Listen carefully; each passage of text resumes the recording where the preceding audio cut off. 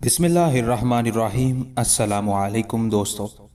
थोरोस, उसकी बीवी मैकल, दोनों बेटे योतास और रावंद और नौखेज और नौजवान और हसीन तरीन बेटी सबता एक रोज अपनी हवेली में इकट्ठे बैठे बाहम किसी मौजू पर गुफ्तगू कर रहे थे कि हवेली के दरवाजे पर दस्तक हुई थी। दस्तक की आवाज सुनकर थोरोस का बड़ा बेटा योतास अपनी जगह पर उठा और कहने लगा, मैं देखता हूँ दस्तक देने वाला कौन है। उसके साथ ही योतास तेज तेज कदम उठाता हुआ हवेली के सदर दरवाजे की तरफ गया। जब उसने दरवाजा खोला तो देखा दरवाजे पर जैनुद्दीन अपने घोड़े की बाग थामे खड़ा था। गो जैनुद्दीन कई बरस बाद उनके सामने आया था, लेकिन इसके बावजूद भी योतास उसे पहचान गया।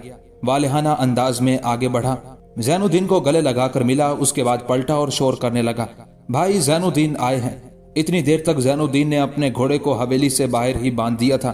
फिर वो योतास के पीछे पीछे हवेली में दाखिल हुआ था।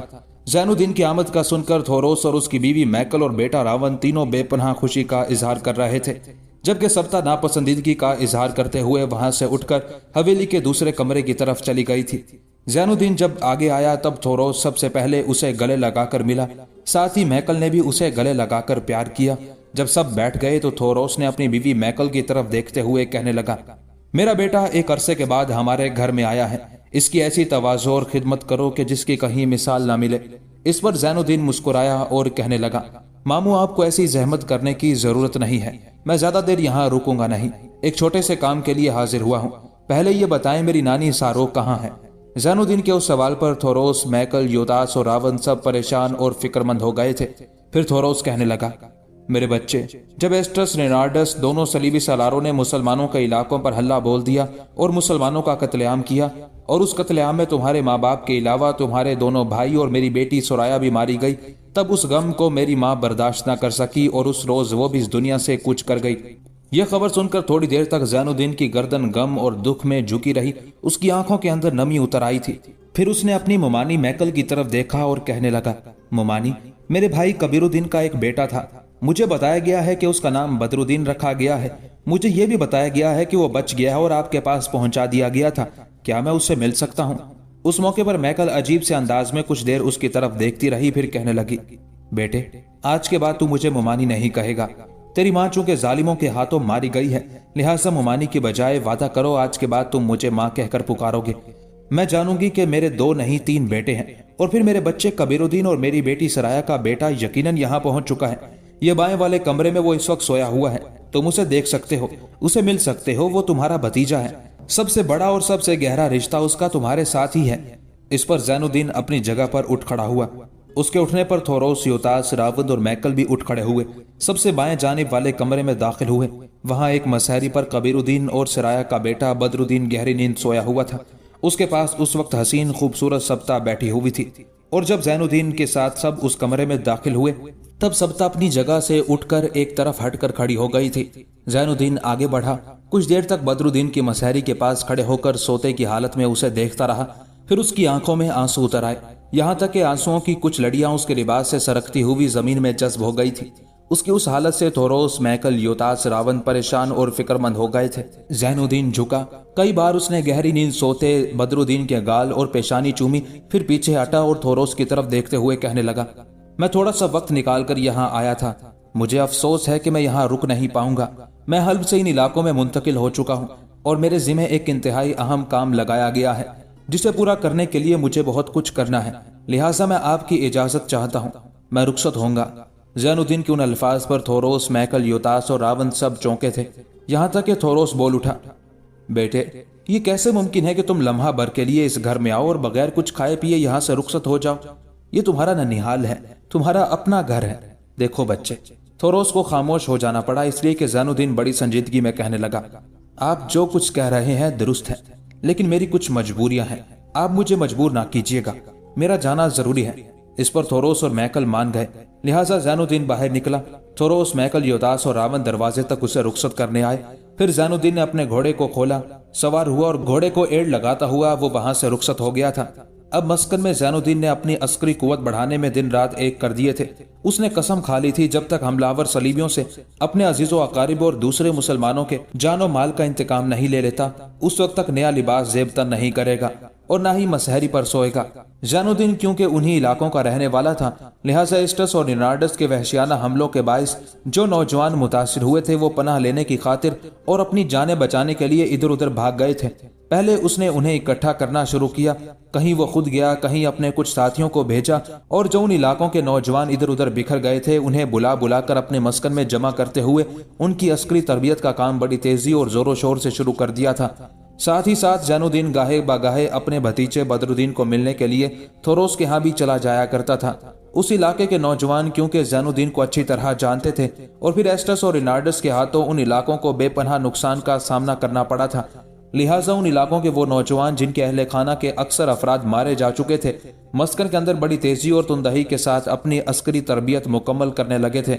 इसलिए कि सलीबियों ने क्योंकि उन्हें बेपनाह नुकसान पहुंचाया था, लिहाजा उनसे इंतकाम लेने के लिए वो बेचैन और बेताब हो रहे थे। ज़ैनुद्दीन ने एक रोज थोरोस की हवेली के दरवाजे पर दस्तक दी थी। पहली ही दस्तक के थोड़ी देर बाद थोरोस की बीवी मैकल ने जब दरवाजा खोला और दरवाजे पर उसने ज़ैनुद्दीन को खड़े देखा, तब उसने बेपनाह खुशी का इजहार किया। कहने लगी, बेटे तुम पहले दरवाजा देख तो लिया करो, अजनबियों की तरह दरवाजे पर दस्तक देना शुरू कर देते हो। दरवाजा तो खुला हुआ है, इसे जंजीर नहीं लगी हुई थी, और ये जब भी तुम आते हो हमारे यहाँ कयाम नहीं करते, अपने घोड़े को बाहर ही बांध देते हो। आज भी मैं देखती हूँ घोड़े को तुम बाहर बांध चुके हो।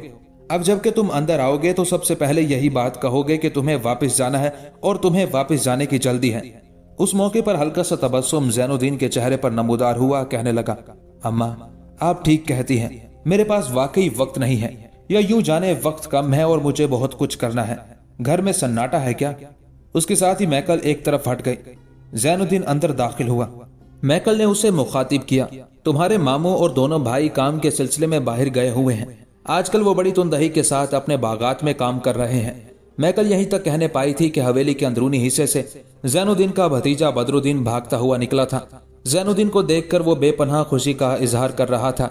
उसे देखते ही ज़ैनुद्दीन ने अपने दोनों बाजू फैला दिए थे। चुनाचे बदरुद्दीन भागता हुआ आया और जमीन पर बैठकर ज़ैनुद्दीन ने उसे अपने साथ लिपटा लिया था। उसे प्यार करने लगा। फिर उठाकर वो दीवान खाने में दाखिल हुआ। दीवान खाने में वो बैठा ही था कि दीवान खाने के बाहर से हसीन और खूबसूरत सब्ता की आवाज सुनाई दी थी। अपनी माँ मैकल को मुखातिब करते हुए उसने पुकारा था, अम्मा थोड़ी देर के लिए मेरी बात सुने। मैकल जो उस वक्त ज़ैनुद्दीन के सामने बैठी हुई थी अपनी जगह से उठी और कहने लगी, बेटे मैं थोड़ी देर तक आती हूँ, तुम बदरुद्दीन के पास बैठो। उसके साथ ही मैकल बाहर निकल गई। दरवाजे के करीब ही दीवार के साथ सब्ता खड़ी थी। जब मैकल जाकर उसके सामने खड़ी हुई और इस्तफहामिया अंदाज में उसकी तरफ देखा, तब सब्ता अपनी माँ को मुखातिब करके कहने लगी, अम्मा ये रोज रोज यहाँ क्यों आ जाता है? मैं जानती हूँ ये मुझे पसंद करता है, मुझसे मोहब्बत करता है, लेकिन इसे ये भी तो खबर है कि मैं इसे नापसंद करती हूँ। फिर रोज रोज ये क्यों हमारी हवेली में आ जाता है? सब्ता के उन अल्फाज पर मैकल गजबनाक हो गई थी। कहने लगी, सब्ता अपने हवास में रहो, इस घर से उसका एक ताल्लुक है, ये उसका ननिहाल है, वो जब चाहे यहाँ आ सकता है, और फिर वो तुम्हें देखने तो नहीं आता, अपने भतीजे से मिलने आता है। इस पर सब्ता बेपनाह गुस्से का इजहार करते हुए कहने लगी, अगर ये बात है तो ले जाए अपने भतीजे को अपने साथ। मैकल के गुस्से की कोई इंतहा न रही थी। उसका हाथ उठा, एक तमाचा उसने सब्ता के मुंह पर दे मारा और खोलते हुए लहजे में कहने लगी, बदरुद्दीन सिर्फ उसका भतीजा नहीं है, तेरी सगी बहन का बेटा और तेरा भांजा भी है। तो किस किस्म की बेहमियत लड़की है कि तुझे ज़ैनुद्दीन का यहाँ आना गिरा गुजरता है जो तेरी सगी फुप्पी का बेटा है। सुन सब्ता, आइंदा। मैकल यहीं तक कहने पाई थी कि उसे रुक जाना पड़ा, इसलिए कि बदरुद्दीन का बाजू पकड़े ज़ैनुद्दीन दीवान खाने से बाहर निकला। उसे वहां देखकर मैकल शर्मिंदगी का एहसास कर रही थी। सब्ता के चेहरे पर जहां मैकल का तमाचा पड़ा था वो हिस्सा सुर्ख हो गया था। मैकल जान गई थी कि दीवान खाने से बाहर उसके और सब्ता के दरमियान जो गुफ्तगू हुई थी वो ज़ैनुद्दीन ने सुन ली थी, और इस बिना पर वो बाहर निकला है। माजरत करने और ज़ैनुद्दीन को दिलजोई के लिए वो कुछ कहना ही चाहती थी कि सब्ता वहां से हटकर दूसरे कमरे की तरफ चली गई। यहां तक कि ज़ैनुद्दीन ने मैकल को मुखातिब किया, अम्मा आप बुरा ना मानिएगा, मैं बदरुद्दीन को लेने आया था और लेकर जा रहा हूँ। मैकल ये सुनकर हैरान और परेशान और शशदर खड़ी रह गई थी। कुछ कहना चाहती थी कि ज़ैनुद्दीन बदरुद्दीन का हाथ थामे हवेली से निकला, घोड़े को खोला, पहले बदरुद्दीन को घोड़े पर बिठाया, फिर खुद भी जस्त लगाते हुए घोड़े पर बैठा। उसके बाद वो घोड़े को एड़ लगाता और सर पर दौड़ाता हुआ अपने मस्कन की तरफ निकल गया था। रात अपने अरूज की तरफ भागती जा रही थी। सरमा का मौसम अपनी शिद्दत पर आ चुका था। बर्फबारी इस तेजी से जारी थी कि जमीन के सीने को उसने सफेद करके रख दिया था। ऐसे में ज़ैनुद्दीन मस्कन के अंदर एक टेले के ऊपर सरबा सजूद था। कुछ देर तक वो दिल ही दिल में दुआ मांगता रहा। उसके बाद उसकी आवाज सुनाई देने लगी। वो कह रहा था, ऐ अल्लाह, जमूद और खामोशियों की तहों, सकूत के वैरान हलकों, दुख की खैरा कुंचुआओं, अदावतों के रेतले झकड़ों, बेकरार वुसतों के अजाबों, जहनों के आफाक पर मंडलाते ओहाम के काले बादलों में तू ही अपने बंदों की मदद और इआनत करता है। ऐ मालिक के कायनात, मुझ बेबिजात शख्स की हालत खिज़ां रुतों के खुश्क पत्तों के ढेर और जिंदगी की बंजर सर जमीनों में ज्वालामुखी की खोलती तन्हाइयों जैसी है। ऐ अल्लाह, सहराओं से उठती कज़ा, जंगल की धाड़ती मौत की सी आंधियों में तू ही मदद और हिमायत करने वाला है। मेरे अल्लाह, मैं तुझे ही मदद के लिए पुकारते हुए और तेरे ही मुकद्दस नाम को याद करते हुए बुत खानों के साजों, स्याह गुनाह के परस्तारों, बदी के काहिनों की मनाजात, गुमराह राहिबों के राजो नयाज और स्याह तहजीब की आंधियों के खिलाफ हरकत में आने लगा हूँ। मेरे अल्लाह, मुझे तौफीक दे कि मैं गुनाहों की बुनियादें उस्तवार करने वालों के खिलाफ, पेचोताब खाती आतिश बेदूत बस्तियां उजाड़ने वालों के खिलाफ, ना रुकने वाले होलनाक आजाब शेतनत के नगमे अलापने वालों के खिलाफ तख्लीक के इजाज कुन फसों की तरह हरकत में आऊं। नंगो जिल्लत के शबिस्तानों पर खेमों को तलपट कर देने वाली आंधियों की तरह जरब लगाऊं। मेरे अल्लाह, तू ही बेअमा रातों के लम्हों में उम्मीदों के ऐवानों को मुस्तहकम करता है। तू ही काले सायों के हजूम में नफ्स नफ्स रोशनी की चाहत अता करता है। ख्यालों की हसीन दुनिया और ज़रूरतों के नगर नगर जहन के मंडेरों पर आरजुओं के उदास सुनसान माहौल में तू ही हरफ राज की तरह अपने बंदों की मदद करता है। ऐ अल्लाह, मैं भी तेरे ही नाम से अपने काम की इब्तिदा करने लगा हूँ। मेरे अल्लाह, मेरी मदद फरमाना। यहाँ तक कहते कहते ज़ैनुद्दीन को रुक जाना पड़ा, इसलिए कि उसे अपनी पुश्त पर हल्की बारीक आवाज में आमीन की सदा सुनाई दी थी। ये सदा सुनकर वो चौंक कर उठ खड़ा हुआ। उसने देखा उसका भतीजा बदरुद्दीन छोटा सा एक कंबल ओढ़े और उस पर चमड़े की चादर डाले उसकी पुश्त पर खड़ा रो रहा था। ज़ैनुद्दीन उठा, उससे अपने साथ लिपटा लिया, फिर कहने लगा, बेटे, तू इस बर्फबारी में अपने कमरे से बाहर क्यों चला आया? इस पर बदरुद्दीन ने अपने गाल साफ किए, लड़खड़ाती हुई आवाज में कहने लगा, आप ईशा की नमाज पढ़ने गए थे। जब आपने देर की तो मैं कमरे से निकला। कमरे के सामने एक लश्कर उस्तवार था। उस लश्कर के पास नजमुद्दीन अलगाजी, सुखमान और दूसरे सालार खड़े हुए थे। मैंने जब आपसे मुतालिक पूछा तो नजमुद्दीन ने मुझसे कहा कि आप एक लश्कर लेकर दुश्मन के खिलाफ हरकत में आने वाले हैं। ऐ अम, आप किधर का रुख करेंगे? किसके खिलाफ हरकत में आएंगे? किस पर जरब लगाएंगे? बदरुद्दीन के उन अल्फाज पर ज़ैनुद्दीन पिघल कर रह गया था। कुछ देर तक होंठ काटते हुए बदरुद्दीन को अपने साथ लिपटाकर उसका चेहरा देखता रहा, फिर कहने लगा, ऐ फर्जंदे मेहरबान, मैं ऐसे लोगों के खिलाफ हरकत में आने की इब्तिदा करने लगा हूँ जो कासाए वक्त में अल्फाज को बेतरतीब करते हैं। मेरे बच्चे जो फितरत के जमाल में मोहब्बत के शहरों को बयाबानों में तब्दील करते हैं, जो जिंदगी की रगो जां के अफसानों को नामुकम्मल करते हैं, चमकते सितारों को तारीकी के गहरे सागर और आबगीनों के नगर में पत्थरों के तूफान खड़े कर देते हैं। मेरे बेटे, इस बर्फबारी में बाहर ना निकला कर, अपने कमरे के अंदर रहा कर।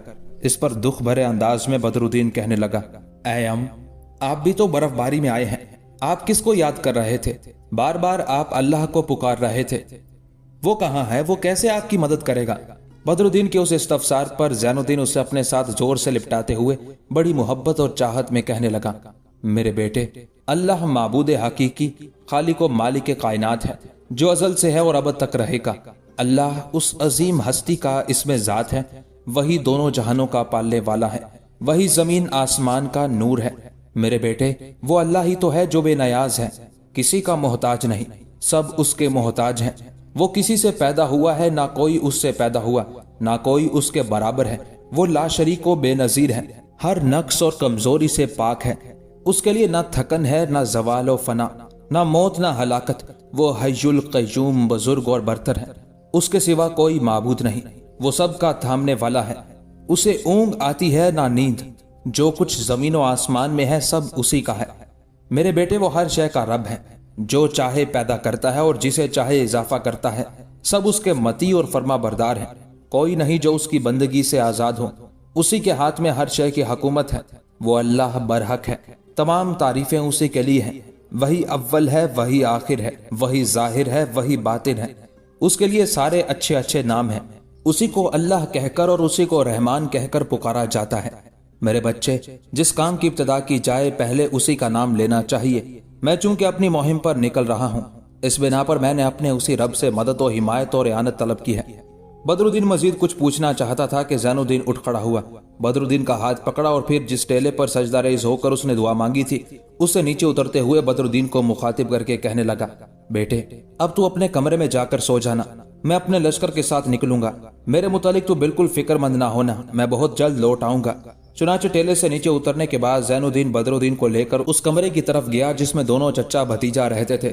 اس موقع پر بدرالدین کو کچھ خیال آیا، پھر زین الدین کی طرف دیکھتے ہوئے کہنے لگا، اے ام، یہ کتنی بری اور عجیب بات ہے کہ آپ مجھے تو مسحری پر اچھا بستر بچھا کر سلاتے ہیں، خود پتھریلی زمین پر سوتے ہیں۔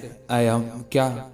بدرالدین کو خاموش ہو جانا پڑا، اس لیے کہ دکھ بھرے انداز میں زین الدین کہنے لگا، بیٹے تو جانتا ہے کہ میں نے قسم کھا رکھی ہے کہ جب تک ان علاقوں میں زیادتی کرنے والوں سے نمٹ نہیں لوں گا اس وقت تک نہ نیا لباس پہنوں گا نہ بستر پر آرام کروں گا۔ بس تو اب مزید باتیں نہ کر، میں یہیں کھڑا ہوتا ہوں، تو کمرے میں جا کر لیٹ جا۔ اس پر بدرالدین نے ہاتھ ہلا کر زین الدین کو الوداع کہا، پھر وہ اپنے کمرے کے اندر چلا گیا تھا۔ زین الدین پہلے ہی جنگی لباس میں تھا، وہاں سے ہٹ کر اس جگہ آیا جہاں لشکر کھڑا تھا۔ لشکر کے سامنے نجم الدین، سکمان اور دوسرے سالار بھی تھے۔ زین الدین جب وہاں گیا تب نجم الدین اسے مخاطب کر کے کہنے لگا، میرے عزیز بھائی آؤ کوچ کریں۔ زین الدین نے اسے اتفاق کیا، چنانچہ جو لشکر اس وقت تیار کھڑا تھا اسے نجم الدین الغازی اور زین الدین لے کر وہاں سے کوچ کر گئے تھے۔ سکمان اور باقی سالاروں کو حفاظت کی خاطر حصار میں چھوڑ دیا گیا تھا۔ رات کو گہری تاریکی میں زین الدین اور نجم الدین الغازی نے اس شاہراہ کا رخ کیا جو دریائے اورنٹس کو عبور کرنے کے بعد ترتوسا اور فامیا کی طرف جاتی تھی۔ اس شاہراہ پر اندھیروں میں بڑی تیزی سے سفر کرتے ہوئے دونوں اپنے لشکر کے ساتھ کاؤنٹ آف سینٹ پال کے علاقوں میں داخل ہوئے۔ یہ علاقے سارے نجم الدین الغازی اور زین الدین کے دیکھے ہوئے تھے، چنانچہ وہ کاؤنٹ آف سینٹ پال کے مستقر پر حملہ آور ہوئے جہاں کاؤنٹ آف سینٹ پال کا لشکر قیام کرتا تھا۔ رات کی گہری تاریکی میں نجم الدین الغازی اور زین الدین کاؤنٹ آف سینٹ پال کے مستقر میں ہنگامہ، آرائیوں کے طوفانوں، انقلاب کے خونی بھنور، زندگی کے اثرات سے بھرپور جذبوں کی طرح داخل ہوئے۔ پھر وہ کاؤنٹ آف سینٹ پال کے لشکریوں پر سمندر کے شور، ہواؤں کے خروج کی طرح تکبیریں بلند کرتے ہوئے منڈلاتے خطرناک سایوں، زندگی کے ہر حصار کو توڑ کر ویرانیاں پھیلاتے بغلوں، کالی راتوں کے دروازوں پر دستک دیتی گرجتی دھاڑتی آندھیوں کی طرح حملہ آور ہوئے۔ بڑی تیزی اور بڑی سرعت کے ساتھ انہوں نے اپنے کام کی تکمیل کی اور کاؤنٹ آف سینٹ پال کے لشکریوں کی اکثریت کو موت کے گھاٹ اتارنے کے بعد وہ اسی شاہراہ کی طرف واپس گئے جو شیزر کے قریب سے آتی تھی اور بالکل اپنا آپ بچا کر حفاظت کے ساتھ اپنے مسکن میں پہنچ گئے تھے۔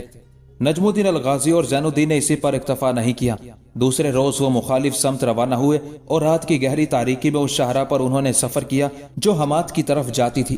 اس طرح وہ آدھی رات کے قریب کاؤنٹ آف گرے کے علاقوں میں داخل ہوئے۔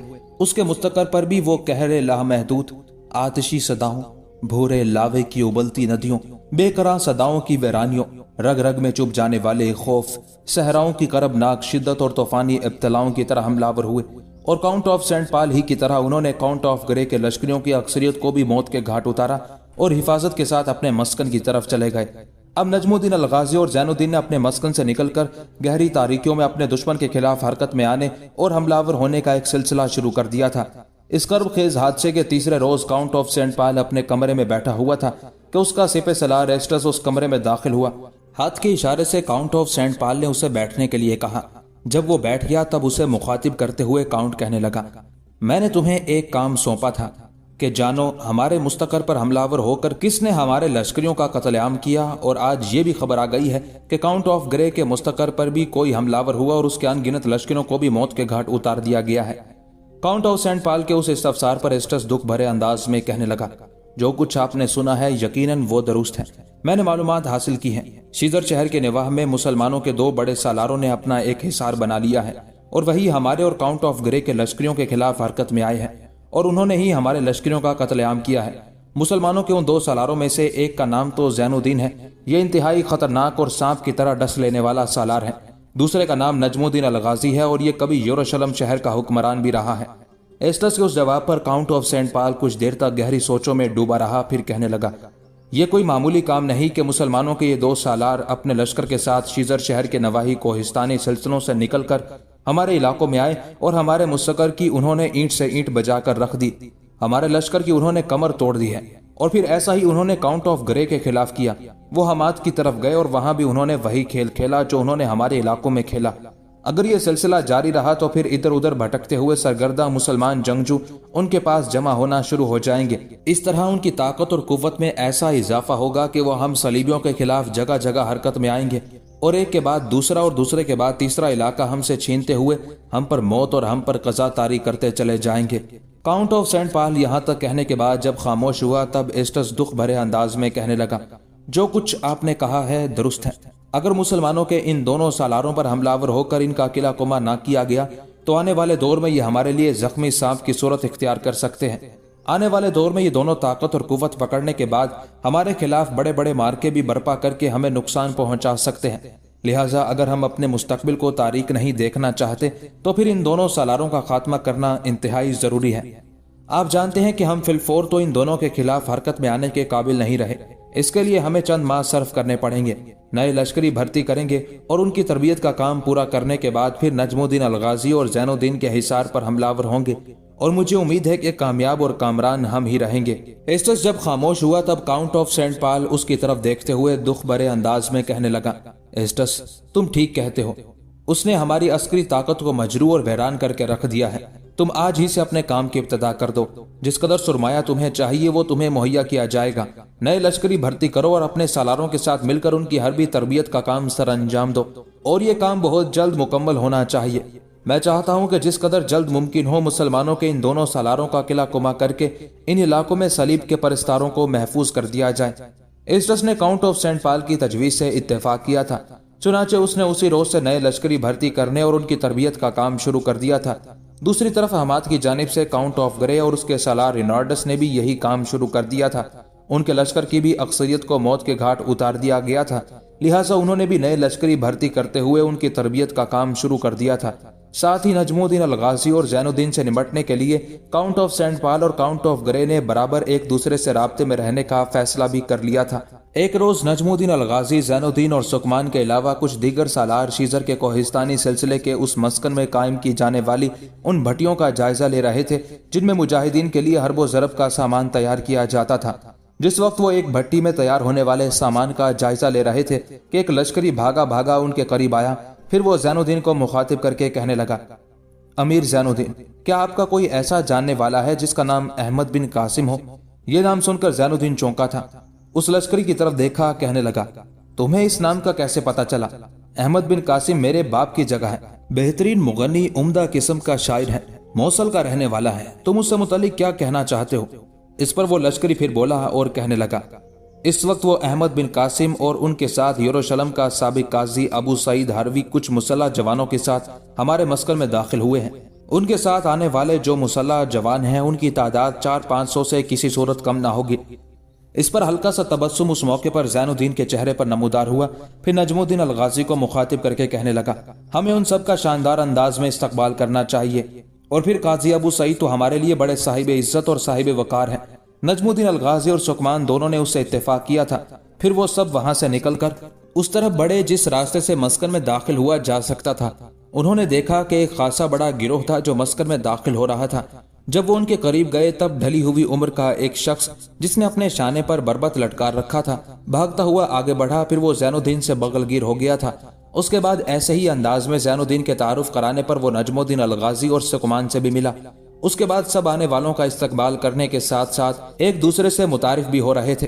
اس موقع پر یہ سب احتراماً اور عقیدت مندی کے تحت یروشلم کے سابق قاضی ابو سعید ہروی کے گرد جمع ہو گئے تھے۔ اس موقع پر قاضی ابو سعید نے ایک غائر نگاہ زین الدین پر ڈالی۔ پھر قاضی ابو سعید کہنے لگا، زین الدین، میں حلب اور موصل میں تمہاری بڑی تعریف سن کر آ رہا ہوں۔ میں امیر عماد الدین سے بھی ملا ہوں، انہوں نے جس انداز اور جس طرح تمہاری تعریف اور توصیف کی میرے پاس الفاظ نہیں کہ میں انہیں بیان کر سکوں۔ بچے، میں صرف چند روز یہاں تم لوگوں کے مسکن میں رہوں گا، اس کے بعد میں اپنی ایک مہم پر نکلوں گا، اس لیے کہ عالم اسلام کو اس وقت اتحاد اور تعاون کی ضرورت ہے۔ قاضی ابو سعید جب خاموش ہوئے تب اس بار نجم الدین الغازی انہیں مخاطب کر کے کہنے لگا، آپ کہاں اور کدھر کا رخ کریں گے؟ میں چاہتا ہوں کہ آپ اپنی بقایا زندگی ہمارے پاس سکھ اور سکون کے ساتھ بسر کریں۔ اس پر دکھ بھرا سا تبسم قاضی ابو سعید کے چہرے پر نمودار ہوا۔ پھر دکھتی ہوئی آواز میں کہنے لگا، نجم الدین الغازی، مجھے تم پر اور تمہارے بھائی سکمان کی کارروائی پر بھی بڑا فخر ہے۔ चंद रोज तुम लोगों के पास कयाम के बाद मैं सल्जोकियों का रुख करूंगा। आलम इस्लाम के अजीम सुल्तान मलिक शाह सल्जोकी के बेटे संजर और उसका भतीजा इस वक्त एक दूसरे के साथ बरसरे पैकार हैं। मैं उन्हें हालात की नज़ाकत से आगाह करूंगा। उन्हें बताऊंगा कि मुसलमानों के अंदर इत्तेहाद, ताउन और इत्तेफाक की जिस कदर जरूरत अब है, इससे पहले कभी ना थी। इसलिए कि यूरोपीय कुव्वतें मुत्तहिद होकर मुसलमानों के दर पे हैं और हर जगह, हर शहर और हर बस्ती में मुसलमानों पर हमलावर होकर मुसलमानों को पामाल और अपने मफादात को मजबूत और मुस्तहकम कर रही हैं। काजी अबू सईद के उन अल्फाज के जवाब में सब खामोश और अफसरदा हो गए थे। कुछ देर की खामोशी के बाद आखिर काजी अबू सईद की निगाहें ज़ैनुद्दीन पर जम गईं। फिर आहिस्ता आहिस्ता आगे बढ़ते हुए वो ज़ैनुद्दीन के बिल्कुल करीब हुआ। फिर धीमे लहजे में कहने लगा, ज़ैनुद्दीन, मैं जानता हूँ अपने खानदान के कत्लेआम के सिलसिले में जितने दुख तुमने उठाए हैं किसी ने बर्दाश्त ना किए होंगे। बच्चे, मैं चंद दिन यहाँ कयाम करने के बाद सल्जोकियों की तरफ कूच करूंगा, लेकिन सल्जोकियों की तरफ जाने से पहले मैं अपनी एक इमानत तुम्हारे तहफ्फुज में देना चाहता हूँ और मुझे उम्मीद है कि तुम मेरी इमानत की खूब हिफाजत करोगे। काजी अबू सईद के उन अल्फाज के जवाब में ज़ैनुद्दीन की छाती तन गई थी। कहने लगा, मोहतरम अबू सईद, आपकी इमानत की हिफाजत के लिए अगर ज़ैनुद्दीन की जान भी गई तो परवाह नहीं करूंगा। आप कहें क्या मामला है। इस पर फिर पहले जैसे राजदाराना अंदाज में काजी अबू सईद कहने लगा, बच्चे, ये जो तुम मेरे साथ मुसल्लह जवान देख रहे हो, इनमें जंगजू लिबास में एक लड़की भी शामिल है। मैं उसकी हिफाजत तुम्हारे सपुर्द करना चाहता हूँ और वो लड़की कोई आम लड़की नहीं है। देख बच्चे, एडिसा के ईसाई बादशाह बाल्डोन की दो बेटियां हैं, एक मेलिसेंड्रा और दूसरी अरतालीस। बाल्डोन ने जब अपने इर्द गिर्द के मुसलमान इलाकों पर मजालिम की इंतहा कर दी, तब उसकी छोटी बेटी अरतालीस ने उसके खिलाफ एहतजाज किया कि वो मुसलमानों पर इतने मजालिम ना करे। ऐसा ना हो कि कल जब मुसलमान उठ खड़े हों तो उन इलाकों में ढूंढने से भी कोई नसरानी ना मिले। लेकिन जब अरतालीस के समझाने बुझाने के बावजूद भी उसका बाप बाल्डोन मुसलमानों पर मजालिम से बाज नहीं आया, तब अरतालीस ने अपने बाप, अपने अहले खाना, अपने लवाहिकीन के खिलाफ बगावत खड़ी कर दी। घर से भागकर वो एक करीबी आलिम दीन के पास पहुंची, उसके यहाँ कयाम किया। वहीं उसने इस्लाम कबूल किया। इस्लाम से मुतल्लिक उसने वहीं तफसील हासिल की और उनके पास उसने कुरान मुकद्दस भी पढ़ना शुरू कर दिया था। गो इसने अभी तक कुरान मुकद्दस खत्म नहीं किया, लेकिन जब इसने सुना कि हम एक काफिला लेकर शीजर में नजमुद्दीन अलगाजी और तुम्हारे मस्कन की तरफ जा रहे हैं, तब इसने भी अपनी हिफाजत और अपने तहफ़्फ़ुज़ की खातिर मुझसे मुलाकात की और हमारे गिरोह में शामिल होकर वो यहाँ आ गई है। इस वक्त उसे कोई पहचान नहीं सकता, ना जान सकता है। मेरे साथ जिस कदर मुसल्ला जवान है, उनमें से भी अक्सर नहीं जानते कि जो मुसल्ला जवान मेरे साथ आए हैं उनमें कोई लड़की भी है। बहरहाल थोड़ी देर तक मैं तुम्हारा उसे तारुफ कराता हूँ। बेटे, मेरे बाद उसकी हिफाजत का सामान करना, इसलिए कि वो लड़की यहाँ रहते हुए अपने आप को अजनबी और गरीबुल वतन महसूस ना करे।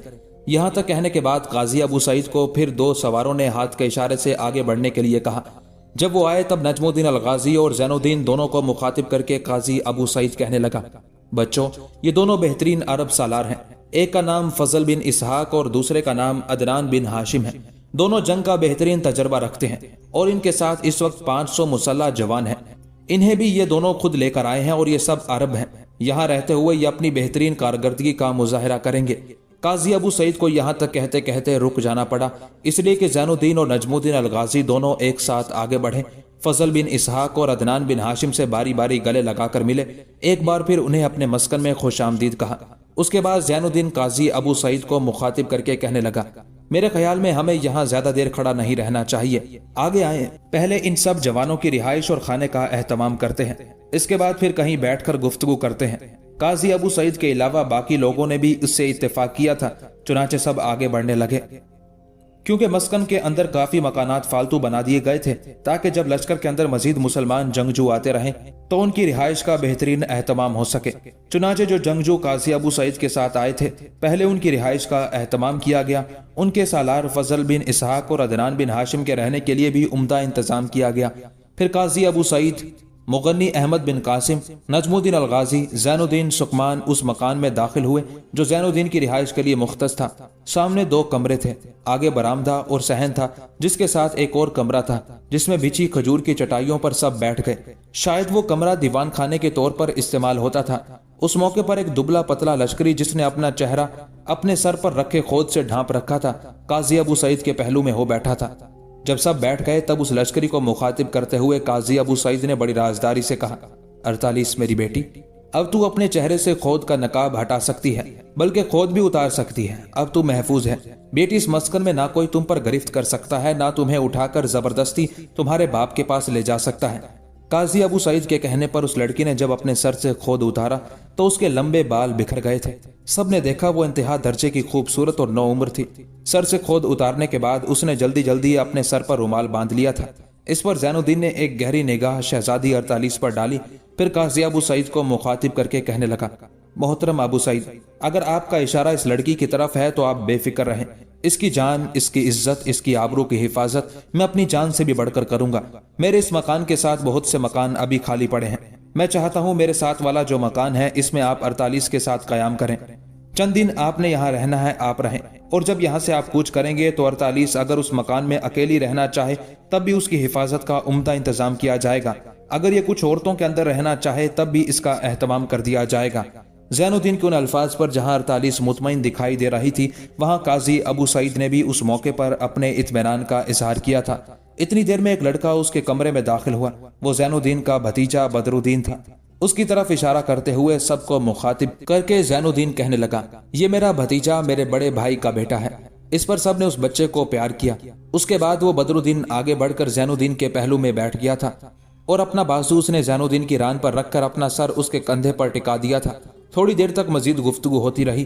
اس کے بعد سب اٹھے۔ قاضی ابو سعید اور ارطالس کی رہائش گاہ کا ساتھ والے مکان میں بہترین اہتمام کر دیا گیا تھا۔ احمد بن قاسم کی طرف دیکھتے ہوئے زین الدین کہنے لگا، ابن قاسم، آپ میرے ساتھ اسی مکان میں قیام کریں گے۔ اس پر مغنی احمد بن قاسم نے مسکراتے ہوئے اس سے اتفاق کیا۔ پھر سب اٹھے۔ پہلے قاضی ابو سعید اور ارطالس کو ساتھ والے مکان میں لے کر گئے، ان کے قیام اور آرام کا عمدہ بندوبست کیا۔ اس کے بعد سب کے کھانے کا اہتمام کیا جانے لگا۔ قاضی ابو سعید نے چند روز تک مسکن میں قیام کیا۔ اس کے بعد وہ اپنے چند مسلح ساتھیوں کے ساتھ سلجوقی حکمرانوں کی طرف روانہ ہو گیا تھا۔ جہاں تک سلجوکیوں کا تعلق ہے تو عظیم اور بے بدل سلجوکی سلطان الپرسلان کے بعد اس کا نامور بیٹا ملک شاہ تخت نشین ہوا تھا۔ ہجری 485 میں سلجوکیوں کے اس نامور سلطان کا بھی انتقال ہو گیا جو اپنے دور کے نایاب اور عظیم الشان فرما رواؤں میں شمار ہوتا تھا۔ اس نے 20 سال حکومت کی اور 38 سال سے کچھ اوپر عمر پائے۔ بعض لوگوں کا خیال ہے کہ سلطان ملک شاہ سلجوکی کو خلیفہ بغداد کے کچھ لوگوں نے زہر دیا جو اس کی ہلاکت کا باعث بن گیا، اور بعض کا یہ خیال ہے کہ حسن بن صبا کے کسی مرید کی کارستانی تھی اور سلطان کو زہر دے کر ہلاک کر دیا گیا تھا۔ سلطان کی وفات کے وقت اس کی بیویاں حیات تھی، ایک ملکہ ترکان خاتون جو خاقان ایلق خان کی بیٹی تھی، اور دوسری بیوی زبیدہ خاتون تھی جو سلطان کے چچا یاقوتی بن داؤد سلجوکی کی بیٹی تھی۔ سلطان نے جس وقت وفات پائی اس وقت اس کے 4 بیٹے تھے، ایک برقیاروق، دوسرا محمد، تیسرا سنجر اور چوتھا محمود۔ ان کی عمریں بالترتیب 11 سال، 10 سال، 8 سال اور 4 سال کی تھی، گویا سبھی نابالغ تھے۔ سلطان ملک شاہ کی وفات کے بعد اس کی اولاد کے درمیان جو خانہ جنگی ہوئی وہ فی الحقیقت عاقبت نااندیش سرداروں اور امیروں کے مختلف دھڑوں کے درمیان حصول اقتدار کی کشمکش تھی۔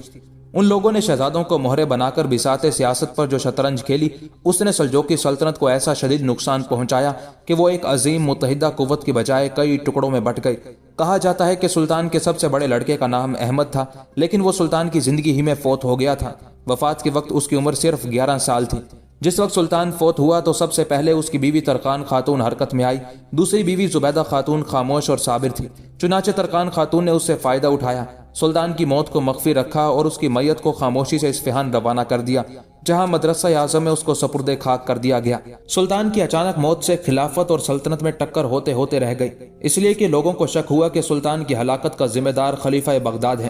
اس کے علاوہ خلیفہ بغداد نے سلطان ملک شاہ کی وفات پر مسرت کا اظہار تو نہ کیا، لیکن اس نے غم کا اظہار بھی نہ کیا اور نہ رسم تعزیت ادا کی۔ اہل بغداد در پردہ خلیفہ کے ڈر کی وجہ سے اس کے تابع فرما رہے، البتہ باقی تمام سلطنت میں ملک شاہ کا ماتم کیا گیا۔ عرصے تک مدرسوں اور مسجدوں میں اس کے ایصال ثواب کے لیے قرآن خوانی ہوتی رہی۔ ملک شاہ کی وفات کے بعد سلجوکیوں کے شجر اقبال کو گھن لگ گیا۔ ان کی خانہ جنگی اور کئی دوسرے ہنگاموں کی وجہ سے عظیم سلجوکی سلطنت ٹکڑے ٹکڑے ہو کر کئی حکومتوں میں بٹ گئی۔ سلطان ملک شاہ کی بیوی ترکان خاتون کا شمار تاریخ عالم کی مشہور خواتین میں ہوتا ہے۔ وہ بڑی آن بان کی عورت تھی، اس کے روب اور جلال سے بڑے بڑے امراء اور وزراء کا پتہ پانی ہو جاتا تھا۔ سلطان ملک شاہ کے نزدیک اس کی اس قدر و منزلت تھی کہ وہ سلطنت کے ہر اہم معاملے میں اسے مشورہ ضرور کرتا تھا۔ ملک شاہ کے آخری زمانے میں ترکان خاتون اور بزرگ خواجہ نظام الملک کی آپس میں چپکلش ہو گئی تھی، اس لیے کہ ترکان خاتون سلطان کے بعد اپنے 4 سالہ بیٹے محمود کو سلجوکیوں کا حکمران بنانا چاہتی تھی، جبکہ خواجہ نظام الملک توسی سلطان ملک شاہ سلجوکی کے بڑے بیٹے برقیاروق کو ملک شاہ کا ولی عہد بنانا چاہتا تھا۔ चुनाचे उसी तरखान खातून ने सुल्तान मलिक शाह सल्जोकी को ख्वाजा निज़ामुल मुल्क तूसी से बदजन कर दिया था। चुनाचे मलिक शाह की वफात के बाद उसने अपने बेटे महमूद की बादशाहत का ऐलान कर दिया और शहजादा बरक्यारोक को अपने आदमी भेजकर गिरफ्तार कर लिया। बरक्यारोक अपने चंद वफादारों की मदद से इस्फहान के कैद खाने से फरार हो गया। उसके बाद बरक्यारोक और महमूद या दूसरे लफ्जों में तरकान खातून के दरमियान खाना जंगी शुरू हो गई। हिजरी 487 तक मुल्क की एक कैफियत थी कि दारुल सल्तनत इस्फहान और उसके मुतल्लिकात पर तरकान खातून का कब्जा था और बाकी सल्तनत के बेशतर इलाके बरक्यारोक के ज़ेर इक़्तिदार थे। इसी असना में तरकान खातून का वक्त आखिर आन पहुंचा और उसने हिजरी 487 में दाई अजल को लब्बैक कहा। उसके बाद एक माह बाद उसका बेटा महमूद भी चीचक में मुब्तला होकर इंतकाल कर गया। सुल्तान मलिक शाह सल्जोकी की दूसरी बीवी जुबैदा उसके चचा याकूती बिन दाऊद सल्जोकी की बेटी थी। सुल्तान का बड़ा लड़का बरक्यारोक उसके वतन से था। ये बड़ी साबिर और शाकिर खातून थी और सल्तनत के झगड़ों से कोई सरोकार न रखती थी। उसकी मौत मलिक शाह की वफात के 7 साल बाद बड़े दर्दनाक हालात में हुई। बकौल अल्लामा इब्ने खल्दून ज़िक़द हिजरी 492 में जुबैदा खातून रे शहर में मुकीम थी और उसका बेटा बरक्यारोक अपने बागी भाई मोहम्मद बिन मलिक शाह के मुकाबले के लिए खुज़ेस्तान की तरफ गया हुआ था। मोहम्मद ने दूसरी तरफ से आकर रे शहर पर कब्जा कर लिया और उसके वजीर ज़हीरुद्दौला अबू बकर उबैदुल्लाह ने जुबैदा खातून को गिरफ्तार करके किले में कैद कर दिया और उसका मालो असबाब जब्त कर लिया। जब उस पर भी सब्र न आया तो एक दिन उसका गला घोंट कर मार डाला। यूं जुबैदा खातून का खून शहादत रायगा ना गया और 2 साल बाद मोहम्मद बिन मलिक शाह को बरक्यारोक के हाथों सख्त हजीमत उठाना पड़ी और उसका वजीर ज़हीरुद्दौला गिरफ्तार होकर बरक्यारोक के सामने पेश किया गया। बरक्यारोक ने पहले उसकी सख्त तज़लील की और फिर अपने हाथ से उसका सर काट दिया। तख्त नशीन होने के बाद बरक्यारोक ने अपने छोटे भाई संजर को खुरासान का हाकिम मुकर्रर कर दिया था। सुल्तान संजर रे के मकाम पर कयाम करता था। जैसा कि पहले जिक्र हो चुका है कि मुसलमान मलिक शाह सल्जोकी के 4 बेटे थे। एक बरक्यारोक जो तारीख में रुकनुद्दीन अबू मुजफ्फर भी कहलाता है, दूसरा मोहम्मद जो गयासुद्दीन अबू शुजा के नाम से भी मशहूर हुआ, तीसरा अहमद संजर जिसे मोइजुद्दीन अबुल हारिस के नाम से भी याद किया जाता है और चौथा महमूद जिसे नसरुद्दीन भी कहते हैं। बरक्यारोक के बाद उसका बेटा मोइजुद्दीन मलिक शाह सानी के लक़ब से तख्त नशीन हुआ, लेकिन जल्द ही फौत हो गया। उसके बाद मुल्क की बागदौड़ मोहम्मद के हाथ में आ गई और उसकी औलाद ने अपनी हुकूमत इराक और करमान पर मुस्तहकम कर ली। उस मोहम्मद के 5 बेटे थे। एक महमूद सानी जिसे मुगीसुद्दीन अबू कासिम भी कहते हैं, दूसरा सल्जोक शाह, तीसरा रुकनुद्दीन तुगरल सानी, चौथा गयासुद्दीन मसूद और 5वां गयासुद्दीन सुलेमान था। जिस वक्त काजी अबू सईद सलीबियों के खिलाफ मदद हासिल करने के लिए सल्जोकियों की तरफ रवाना हुए थे, उस वक्त बरक्यारोक और उसका बेटा मोइजुद्दीन तो इंतकाल कर गए थे। अब सल्जोकियों में 2 ही हुक्मरान रह गए थे, एक सुल्तान मलिक शाह सल्जोकी का बेटा सुल्तान संजर और दूसरा सुल्तान गयासुद्दीन मसूद। गयासुद्दीन मसूद इराक और कुर्दिस्तान पर हुकूमत करता था, जबकि सुल्तान संजर की हुक्मरानी खुरासान पर थी और रे शहर उसका मरकज और एक तरह का दारुल हुकूमत था। काजी अबू सईद अपने साथियों के साथ पहले रे शहर में दाखिल हुए और सुल्तान संजर से मुलाकात की। सुल्तान संजर के सामने काजी अबू सईद ने मुसलमानों की हालत ज़ार बयान की और सलीबियों के हमलावर होने से जो जगह जगह मुसलमानों पर मजालिम हो रहे थे उसकी तफसील भी बयान की। सुल्तान संजर ये सारे हालात सुनकर पिघल कर रह गया था, लेकिन वो काजी अबू सईद के सामने खुलकर कोई बड़ा कदम ना उठा सका, इसलिए कि उन दिनों उसके ताल्लुकात अपने भतीजे गयासुद्दीन मसूद के साथ अच्छे नहीं थे, जो इराक कुर्दिस्तान का हाकिम था और अक्सर सुल्तान के इलाकों पर हमलावर होने से दरेग नहीं करता था। सुल्तान संजर ने पूरे हालात काजी अबू सईद से बयान किए कि अगर वो खुद लश्कर लेकर निकलता है और किसी दूसरे मुसलमान हुक्मरान के साथ मिलकर सलीबियों के खिलाफ हरकत में आता है, तब उसकी गैर मौजूदगी में इराक और कुर्दिस्तान का हाकिम गयासुद्दीन मसूद यकीनन उसके इलाकों पर काबिज हो जाएगा और इस तरह मुसलमानों के अंदर एक अफरा तफरी का आलम बर्पा हो जाएगा। सुल्तान ने काजी अबू सईद पर यह भी वाज़ेह किया कि वो अपनी पूरी ताकत और कुव्वत के साथ गयासुद्दीन मसूद पर हमलावर भी नहीं हो सकता, इसलिए कि अगर वो ऐसा करता है तो दोनों जानिब से मुसलमानों का ही कत्लेआम होगा और मुसलमानों का नुकसान होगा। इस बिना पर हालात को देखते हुए खामोश और चुप हैं। ताहम सुल्तान संजर ने काजी अबू सईद से वादा किया कि वो वक्फे वक्फे से जंगजू रजाकार अच्छी तरबियत देकर नजमुद्दीन अल गाजी और जैनुद्दीन के मस्कन की तरफ जरूर भेजता रहेगा। काजी अबू सईद ने सुल्तान संजर के कहने पर चंद रोज तक रे शहर में ही कयाम किया। पहले वो गयासुद्दीन मसूद की खिदमत में भी हाजिर होना चाहता था, लेकिन सुल्तान संजर की गुफ्तगू सुनकर वो गयासुद्दीन मसूद से मायूस हो गया। चुनाचे चंद रोज सुल्तान संजर के पास कयाम करने के बाद वो रे से वापिस दरियाए ओरेंटस के किनारे नजमुद्दीन अल गाजी और जैनुद्दीन के मस्कन में लौट आया था और वहीं उसने मुस्तकिल कयाम कर लिया था। एक रोज एडिसा का साबिक हुक्मरान थोरोस अपनी बीवी मैकल, अपनी हसीन खूबसूरत बेटी सबता, दोनों बेटों योतास और रावंद के साथ बैठा हुआ था कि गुफ्तगू का आगाज मैकल ने किया और अपने शोहर थोरोस को मुखातिब करके कहने लगी, सुना है हमारे इन इलाकों में योकास नाम का नाइटों का एक सरदार कयाम किए हुए हैं और उसने आसपास की मुसलमान बस्तियों पर मजालिम शुरू कर दिए हैं। ये भी सुना गया है कि ये शख्स इंतहा दर्जे का जालिम और सरापा सितम है। इसके साथ साथ बदउनवान और फहाशी का भी मुर्तकिब होने वाला है। आज कुछ औरतें हमारे मोहल्ले में जमा थी और वो कह रही थी कि योकास ने गुज़िश्ता चंद योम से इन इलाकों में कयाम कर रखा है और इस दौरान लोग उससे नाला होते जा रहे हैं, इसलिए कि किसी शरीफ इंसान की बेटी की इज्जत उसके हाथों महफूज नहीं है। मैकल यहाँ तक कहते कहते खामोश हो गई, इसलिए कि उसके उन अल्फाज का जवाब देते हुए हसीन और खूबसूरत सब्ता बोल उठी थी। अम्मा, कुछ लोग यूं ही अफवाहें उड़ाते हैं। नाइट एक मुकद्दस मनसब ख्याल किया जाता है। इन लोगों ने अपने आप को नसरानियत की बेहतरी और भलाई के लिए वक्फ कर रखा होता है। इसलिए मैं उम्मीद नहीं करती कि ये योकास जुल्म ज्यादती करता होगा और ये कि उसके हाथों किसी लड़की की इज्जत महफूज नहीं होगी। मेरा अपना अंदाजा है कि ऐसी बातें योकास के खिलाफ मुसलमानों ने फैला रखी होंगी। इसी बिना पर फिर योकास मुसलमानों के खिलाफ हरकत में आता होगा। सब्ता जब खामोश हुई तब उसका बाप थोरोस बोल उठा, सब्ता मेरी बेटी, मैं तुम्हारे इन अल्फाज से इत्तेफाक नहीं करता। जो कुछ तुम्हारी माँ ने कहा है वो सच और हकीकत है, इसलिए कि मैं भी बहुत से लोगों से योकास से मुतालिक इसी किस्म की गुफ्तगू सुन चुका हूँ और फिर अब इन इलाकों में यरूशलेम और अंताकिया की तरफ से बेशुमार नाइट मुंतकिल किए गए हैं ताकि वो मुसलमानों के खिलाफ हरकत में आए। हमारी आसपास की सरजमीनों में इस वक्त काउंट ऑफ सेंट पॉल और काउंट ऑफ ग्रे दोनों बड़ी सरगर्मी से मुसलमानों के खिलाफ हरकत में आए हुए हैं और मैंने ये भी सुना है कि जिस कदर knight count of Saint Paul और काउंट ऑफ ग्रे की तरफ आए हैं, ये योकास उन सब का सरकर्दा और सरबराह है।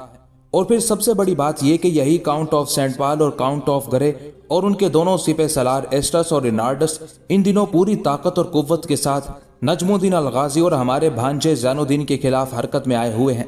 नजमुद्दीन अलगाजी और ज़ैनुद्दीन कई बार उन्हें शिकस्त से दो चार कर चुके हैं और अब सुना है कि ज़ैनुद्दीन और नजमुद्दीन अलगाजी से निपटने के लिए काउंट ऑफ सेंट पॉल और काउंट ऑफ ग्रे और उनके सालारों ने अपने लश्कर में अनगिनत नाइटों को शामिल किया है ताकि नजमुद्दीन अलगाजी और ज़ैनुद्दीन को शिकस्त देकर उन्होंने अपने लिए जो हिसार और मस्कन बना रखा है उस पर कब्जा किया जा सके। मुझे खदशा है कि आने वाले चंद दिनों में नजमुद्दीन अलगाजी और ज़ैनुद्दीन का काउंट ऑफ सेंट पॉल और काउंट ऑफ ग्रे के साथ कोई बहुत बड़ा और फैसला कुन मार्का पेश आ सकता है, इसलिए कि दोनों इन दिनों नजमुद्दीन अलगाजी और ज़ैनुद्दीन के खिलाफ अपनी ताकत और कुव्वत में बेपनाह इजाफा कर रहे हैं और अपने लश्कर के अंदर अनगिनत नामवर जंगजू नसरानियों के अलावा नाइटों को भी शामिल कर रहे हैं ताकि नजमुद्दीन अलगाजी और ज़ैनुद्दीन को जेर किया जा सके। यहाँ तक कहने के बाद थोरोस जब खामोश हुआ तब थोरोस का बेटा रावण बोल उठा, बाबा, हमने एक और खबर भी इन इलाकों में उड़ती हुई सुनी है। कुछ लोग कह रहे थे कि बाल्डोन की दो शहजादियां हैं, एक का नाम अरतालीस और दूसरी का नाम मेलिसेंड्रा है। मेलिसेंड्रा बड़ी और शहजादी अरतालीस छोटी है। कहने वाले ये भी कह रहे थे कि बाल्डोन ने चूंकि एडिसा के गिरदो नवाह के मुसलमानों पर मजालिम की इंतहा कर दी थी, लिहाजा शहजादी अरतालीस ने उन मजालिम के खिलाफ अपने बाप के खिलाफ बगावत खड़ी कर दी, घर से निकल गई। उसने कुछ मुसलमानों के मजहबी नुमाइंदों के यहाँ जाकर पनाह ली, वहाँ उसने इस्लाम कबूल कर लिया और अब ये भी अफवाह उड़ रही है कि यही शहजादी अरतालीस हमारे भाई ज़ैनुद्दीन के मस्कन में जाकर पनाह ले चुकी है, इसलिए कि यरूशलेम के साबिक काजी अबू सईद मौसल से कुछ अरब सालारों और जंगजू दस्तों को लेकर नजमुद्दीन अलगाजी और ज़ैनुद्दीन का रुख कर रहे थे। चुनाचे उन हालात से शहजादी अरतालीस ने फायदा उठाया और जहां उसने पनाह ली हुई थी वहां से निकलकर वो काजी अबू सईद और उनके साथियों के साथ भाई ज़ैनुद्दीन के मस्कन में दाखिल हो गई ताकि वहां अमन, चैन और हिफाजत से जिंदगी गुजार सके, इसलिए कि उसके बगावत करने और इस्लाम कबूल करने की खबर एडिसा और उसके गिरदो नवाह में फैल गई थी और पादरियों ने उसके बाप बाल्डोन से ये कह दिया था, चूंकि शहजादी अरतालीस ने न सिर्फ अपने बाप बल्कि अपने मजहब के खिलाफ भी बगावत की है, लिहाजा उसे पकड़कर मसलूब कर देना चाहिए। उन हालात में अपने आप को महफूज करने के लिए वो भाई ज़ैनुद्दीन के मस्कन में जा चुकी है। खूबसूरत सब्ता ने शायद उस गुफ्तगू को नापसंद किया था, लिहाजा अपनी जगह पर उठ खड़ी हुई और अपनी माँ मैकल की तरफ देखते हुए कहने लगी, अम्मा, दफा करें इन बातों को, खाने का वक्त हो रहा है, उठकर खाना तैयार करें। सब्ता के कहने पर मैकल अपनी जगह पर उठ खड़ी हुई, फिर दोनों माँ बेटी मतबख की तरफ हो ली थी। जिस वक्त थोरोस, सब्ता, मैकल, रावंद और उसके भाई के दरमियान गुफ्तगू हो रही थी, उसी वक्त उसी कस्बे के कलीसा में एक मुसल्ला नसरानी दाखिल हुआ। उसके गले में सुनहरी सलीब लटक रही थी, जंगी लिबास पहने हुए था। कलीसा में दाखिल होने के बाद कलीसा के कुछ कारिंदों से उसने बड़े पादरी से मुतालिक पूछा। चुनाचे एक कारिंदा उसे पादरी के पास ले गया। पादरी ने शानदार अंदाज में उसका इस्तकबाल किया, अपना तारुफ करवाया। آنے والے نے بھی اس سے اپنا تعارف کیا۔ پھر آنے والا کلیسا کے پادری کو مخاطب کر کے کہنے لگا، مجھے یوکاس نے آپ کی طرف روانہ کیا ہے۔ اس کا نام یقیناً آپ نے سن رکھا ہوگا۔ یوکاس کا نام سن کر پادری کے چہرے پر خوشگوار تبسم نمودار ہوا تھا اور آنے والے کو مخاطب کر کے کہنے لگا، یقیناً یوکاس کا نام میں نے نہیں، ان علاقوں کے سب لوگوں نے سن رکھا ہے۔ وہ نصرانیت کے لیے ایک قلعے اور حصار کی حیثیت رکھتا ہے۔ ایسے نائٹ روز روز پیدا نہیں ہوتے، اور پھر ان علاقوں میں اس نے نصرانیت کی عزت و عظمت کو بلند رکھنے کا کام شروع کر رکھا ہے۔ اور یہ بھی سنا گیا ہے کہ اس کے تحت کام کرنے والے ان گنت نائٹ کاؤنٹ آف سینٹ پال اور کاؤنٹ آف گرے کے لشکر میں شامل ہو چکے ہیں تاکہ مسلمان قوتوں کو اپنے سامنے زیر کر سکیں۔ اس پادری کی یہ ساری گفتگو سن کر آنے والا یہ مسلح جوان مسکرا دیا تھا۔ کچھ دیر تک خوشگوار انداز میں پادری کی طرف دیکھتا رہا، پھر کہنے لگا، میں اسی یوکاس کا ایک پیغام آپ کے لیے لے کر آیا ہوں۔ کیسا پیغام؟ پادری نے غور سے اس مسلح جوان کی طرف دیکھتے ہوئے پوچھ لیا تھا۔ اس پر وہ مسلح جوان بولا اور کہنے لگا، یوکاس اپنے لیے کسی ایسی لڑکی کا طلبگار ہے جس کا حسن بے نظیر ہو، جس کی خوبصورتی ان علاقوں میں بے حد طویل ہو، جس جیسی کوئی خوبصورت، کوئی حسین، کوئی پرکشش لڑکی نہ ہو۔ ایک ایسی لڑکی جو دراز قد ہو، حسن و جمال میں اپنا جواب نہ رکھتی ہو، ایسی ہو جس کا حسن، جس کی خوبصورتی، جس کی شخصیت، جس کی کشش یوکاس کے شایان شان ہو اور اس کی خوبصورتی یوکاس کو متاثر کر سکے۔ آپ کی طرف یہ پیغام اس لیے بھیجا گیا ہے کہ آپ اس کلیسا کے بڑے پادری ہیں۔ ان علاقوں کے لوگ کلیسا میں آتے جاتے رہتے ہیں اور آپ ان سب کو جانتے ہیں۔ یہاں تک کہنے کے بعد وہ مسلح جوان جب خاموش ہوا تب پادری کچھ دیر گردن جھکا کر گہری سوچوں میں ڈوبا رہا، سوچتا رہا، پھر مسکراتے ہوئے آنے والے اس مسلح جوان کو مخاطب کر کے کہنے لگا، تم نے جو کچھ کہا خوب کہا ہے۔ جس قسم کی لڑکی یوکاس چاہتا ہے وہ لڑکی یقیناً اس قصبے کے اندر موجود ہے۔ اگر تو یہاں سے نکل کر واپس یوکاس کی طرف جائے گا تو اسے جا کر میرا یہ پیغام دینا کہ ایڈیسا کے سابق حکمران تھوروس کی دو بیٹیاں تھیں، بڑی کا نام سرایا اور چھوٹی کا نام سبتا۔ سرایا کو اسلام قبول کر لینے کی وجہ سے ایک مسلمان سے بیعہ دیا گیا تھا جو ماری جا چکی ہے۔ سبتا اس سے کافی چھوٹی تھی، وہ ابھی کنواری ہے، اس کی کہیں شادی نہیں ہوئی اور اپنے باپ تھوروس کے ساتھ اسی قصبے میں رہتی ہے۔ اور میں تم لوگوں کو یقین دلاتا ہوں کہ اس جیسی کوئی خوبصورت اور حسین لڑکی ان علاقوں میں نہ ہوگی۔ اگر تھوروس اپنی سبتا نام کی لڑکی یوکاس کو دینے پر رضامند ہو جائے تو میں سمجھتا ہوں یہ یوکاس کی خوش قسمتی ہوگی۔ پادری کے ان الفاظ پر وہ مسلح جوان خوش ہو گیا تھا، کہنے لگا، تھوروس اگر اپنی خوشی سے اپنی بیٹی، نام جس کا سبتا ہے، یوکاس کے حوالے نہیں کرے گا تو یوکاس کے کہنے پر اس لڑکی کو تھوروس سے چھینا بھی جا سکتا ہے۔ یہ کوئی بڑا کام نہیں ہے۔ یہاں تک کہنے کے بعد وہ مسلح جوان رکا، پھر بڑے پادری کو مخاطب کر کے کہنے لگا، اس سے پہلے ان علاقوں کی طرف آتے ہوئے یوکاس نے بالڈون کی چھوٹی بیٹی شہزادی ارطالس کے حسن، اس کی خوبصورتی کے چرچے سنے تھے اور اس نے یہ ارادہ کر رکھا تھا کہ شہزادی ارطالس کو اپنی زندگی کا ساتھی بنائے گا۔ لیکن یہاں آ کر اسے پتا چلا کہ ارطالس اپنے باپ سے بغاوت کرنے کے بعد باپ کا قصر چھوڑ کر جا چکی ہے۔ اس کی ایک بڑی بہن بھی ہے، نام جس کا میلیسنڈرا ہے، لیکن وہ ارطالس جیسی خوبصورت اور حسین نہیں ہے۔ یوکاس کا پہلے ارادہ تھا کہ وہ اپنے کچھ آدمی بالڈون کی طرف روانہ کرے گا اور اپنے لیے شہزادی ارطالس کو طلب کرے گا، لیکن جب اسے خبر ہوئی کہ شہزادی گھر چھوڑ کر جا چکی ہے تب اس نے کسی اور خوبصورت لڑکی کو حاصل کرنے کا فیصلہ کر لیا۔ اور اب جب کہ آپ نے تھوروس کی بیٹی سبتا کی طرف اشارہ کر دیا ہے تو وہ سبتا کو ضرور حاصل کرے گا۔ میں سمجھتا ہوں کہ آپ نے نہ صرف ہماری مشکلات ختم کر دی ہیں بلکہ یوکاس کا مسئلہ بھی حل کر دیا ہے۔ اب مجھے اجازت دے، میں جاتا ہوں، اور جو گفتگو آپ سے ہوئی ہے اس کی تفصیل جا کر یوکاس سے کہوں گا۔ پادری نے اس سے اتفاق کیا تھا، لہٰذا آنے والا وہ مسلح جوان کلیسا سے نکل کر چلا گیا تھا۔ زین الدین کی رہائش گاہ کے ساتھ جو رہائش گاہ بنی ہوئی تھی وہ زین الدین کی رہائش گاہ جیسے ہی تھی۔ 3 کمرے تھے، سامنے برآمدہ، صحن اور صحن کے ایک طرف گھوڑے باندھنے کی جگہ بنی ہوئی تھی۔ ان 3 کمروں میں سے ایک کے اندر قاضی ابو سعید کی رہائش تھی، ایک کمرہ خالی تھا جو دیوان خانے کے طور پر استعمال کے لیے مختص تھا، اور تیسرے کمرے میں شہزادی ارطالس نے اپنی خوابگاہ بنا رکھی تھی۔ ایک روز جب کہ قاضی ابو سعید اور مغنی احمد بن قاسم قاضی ابو سعید کے کمرے میں کسی موضوع پر گفتگو کر رہے تھے، باہر سے شہزادی ارطالس اس کمرے کے دروازے پر نمودار ہوئی اور ان دونوں کی طرف دیکھتے ہوئے کہنے لگی، اگر آپ دونوں حضرات کسی اہم موضوع پر گفتگو کر رہے ہوں تو میں کسی اور وقت۔ ارطالس بات مکمل نہ کر سکی اس لیے کہ قاضی ابو سعید اس کی طرف دیکھتے ہوئے بڑی شفقت میں کہنے لگا، بیٹی ایسی کوئی بات نہیں، ہم جو بھی گفتگو کریں تم سے اس کا کوئی پردہ تو نہیں ہے۔ میری بچی اندر آ، اگر تو کچھ کہنا چاہتی ہے تو بڑے شوق سے کہہ، चुनाचे अबू सईद के उन अल्फाज पर 48 को कुछ हौसला हुआ। वो कमरे में दाखिल हुई। काजी अबू सईद और मुगन्नी अहमद बिन कासिम के सामने बैठ गई। कुछ देर सोचती रही, फिर इंतहाई दुख भरे और अफसोसनाक अंदाज में वो कहने लगी, अभी थोड़ी देर पहले मैं उस मस्कन के मुसल्ला जवानों के सालार जैनुद्दीन की रिहाइशगाह की तरफ गई थी। दरअसल मैंने जैनुद्दीन और नजमुद्दीन अलगाजी को कुछ सालारों के साथ कोहिस्तानी सिलसिले के ऊपर जाते हुए देखा था, लिहाजा उसकी गैर मौजूदगी में उस रिहाइशगाह की तरफ गई।